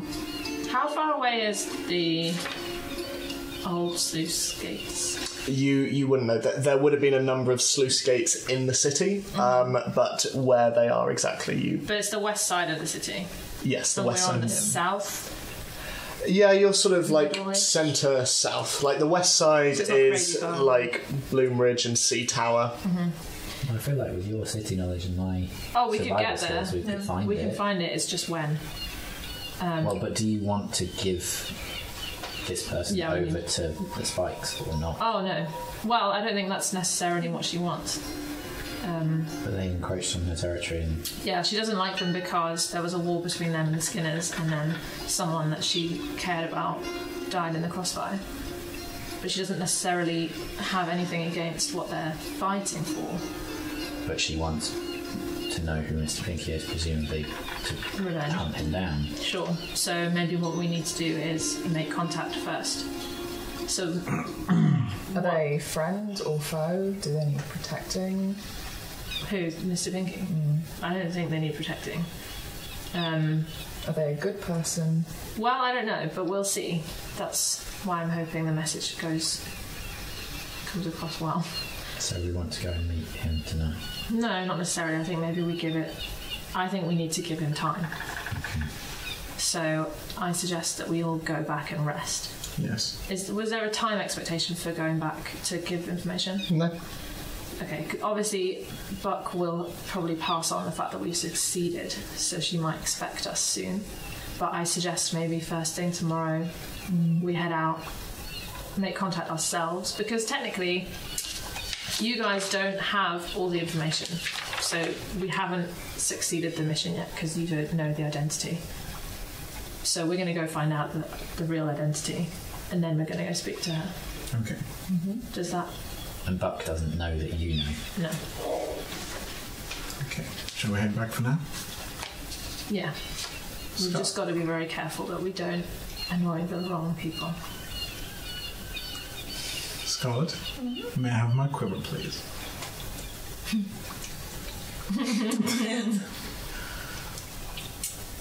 And Okay. with that... You headed back to the Dripping Tap? Yep. Okay. On the way back, it is now around. We will slide away. On our heelys.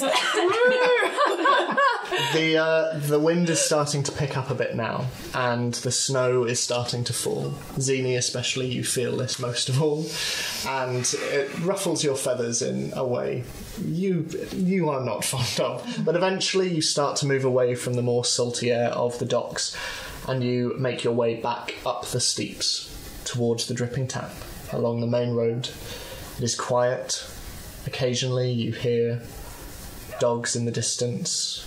You hear owls occasionally, And from time to time you pass people sleeping on the street, roughing it. And eventually you find your way back to the dripping tap. It is quiet, and you see one of the goblins, Burke, behind the bar, just slowly wiping everything down. He looks up and he nods at all of you. But it is quiet. And the final embers of the fire are slowly going out in the fireplace. So are you all going to bed? Or? I'm just thinking it would be good if I could go and pick up my mask tomorrow morning. I need to go to the bank, get the money, go back to the pineapple. Oh, this Pick up the logistical mask. nightmare, yeah. But that would mean going nearer to where we maybe don't want to be yet.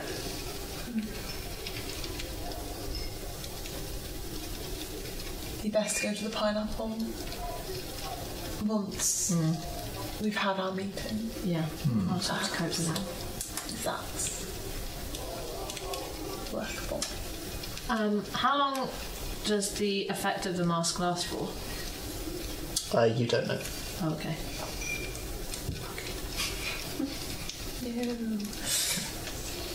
Yeah, I'm gonna go to bed then. We're going to sleep. Okay. Is there anything anyone wants to do before they sleep? I'm gonna do a little bit of a pray. Okay. In the room with everyone present? Yeah, why not? Everyone knows now, don't they? Okay. But I'm gonna speak in Infernal. Okay. So you all, as you all get ready for bed and Dalfy, you make your goodbyes and go to your room. The three of you, as you're getting ready, hear Oriana whispering to herself in a language you've heard her speak before, but never at such length. And it is discomforting to hear. It is unpleasant and it scrapes your bones. But soon it is done. And each of you go to sleep.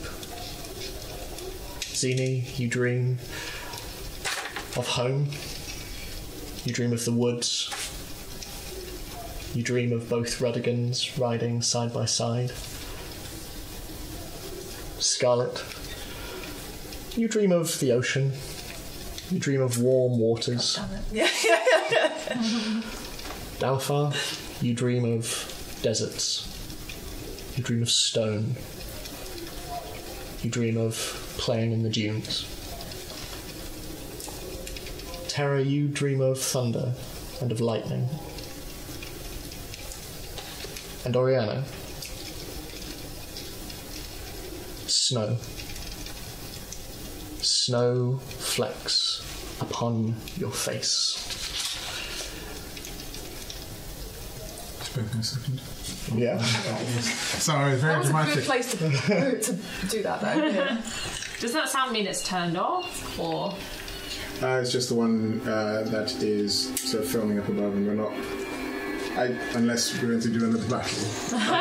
That's fine to be off. Oriana, roll initiative.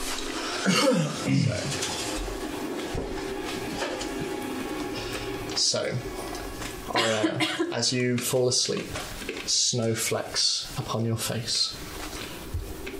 You are lying once more in the snow-covered top of a mountain. Chill grips your bones, and the wind rages around you.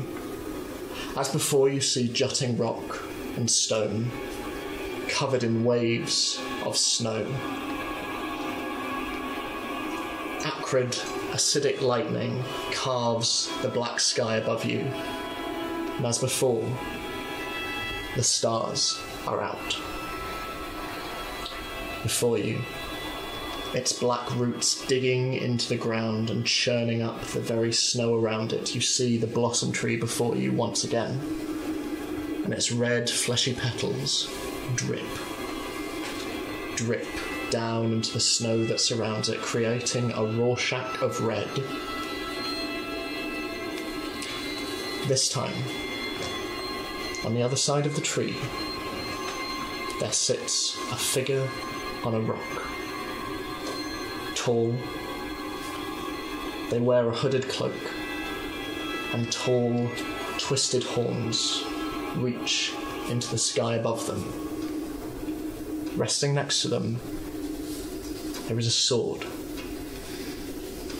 Straight and black. It seemed to be made from stone rather than metal, and as its point touches the ground, the snow bubbles and steams. It sits there with its back to you, unmoving.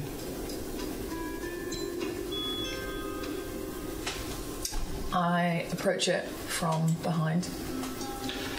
Standing and slowly making your way around the tree, you peer in between the branches, the black of its bark interrupting the unbroken white behind it. And as you come round, the figure does not look up at you. They stay staring at the ground, and the wind continues to whip around you. I would like to reach out and put my hand on a shoulder. You do so. The hooded figure tilts their head. What are you doing here?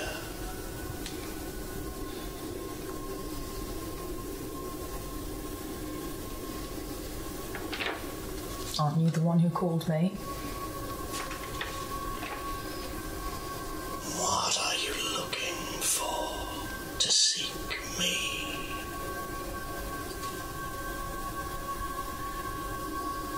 Who are you?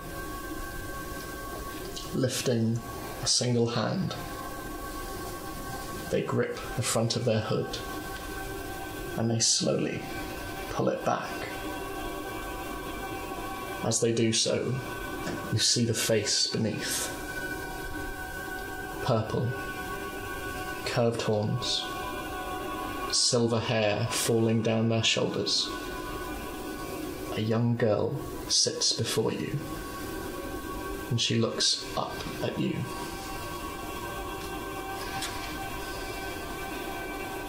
It is me you're looking for, isn't it? She reaches up a hand, and as she does so, you can see from wrist to elbow, blood slowly drips out of a new cut. And she reaches up her other hand, and blood streams down onto the snow beneath you. She looks. What are you doing? What are you doing? I'm scared.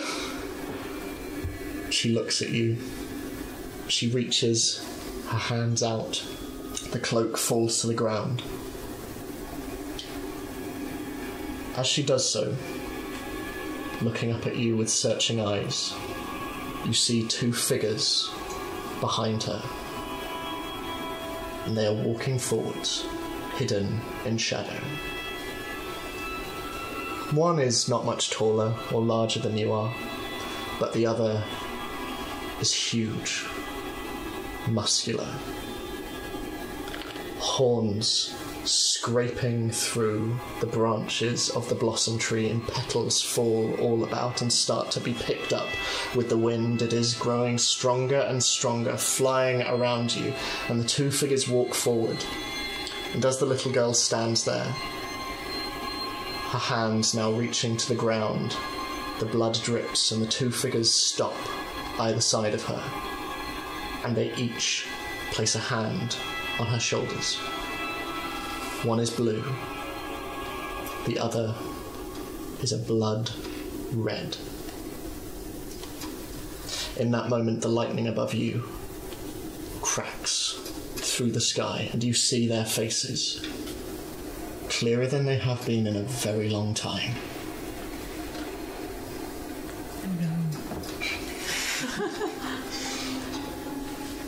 Don't be afraid, daughter. Don't be afraid.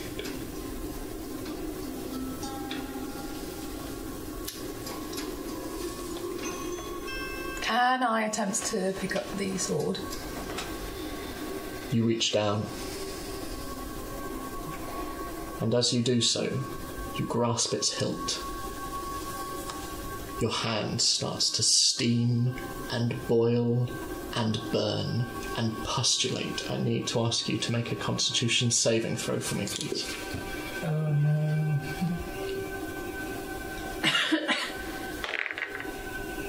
9. You hold on to it until eventually you let it go and it falls down onto the ground, steam coming up from its imprint. And as you do so, the wind whips around you and a chill strikes you once again. Lightning shoots across the jet black sky of the mountaintop. And as you watch, the red hand on the little girl's shoulder squeezes, and you feel that same sensation on your own. Don't be afraid. And the wind whips around you, and whips around you, and whips around you. There is snow, there is blood, there are the petals, bits of bark swirling around your vision, obscuring. And everything goes black. And you wake. And as you do so, seeing your companions sleeping around you, you sit up and you look at your hand. It is burnt and boiled. And that is where we're going to end tonight's session. Like the Simba. Remember who you are. A scary demon man. Well, thank you all so much. Thank you. And thank you for watching. Please feel free to give us a like, a subscribe, and the bell icon. I've heard that's very good at notifying you when we have new videos out. That'd be very helpful, and we'd love that. Alternatively, you can also check out our Patreon below. And Alternatively. And as well. No, you either give us money or you like us. No in between. You can't like us and... You can't, no. Too generous. Yeah. But also check us out on Twitter and Patreon and Instagram. And yeah, we'll see you in 2 weeks. But in the meantime, bye. Love you.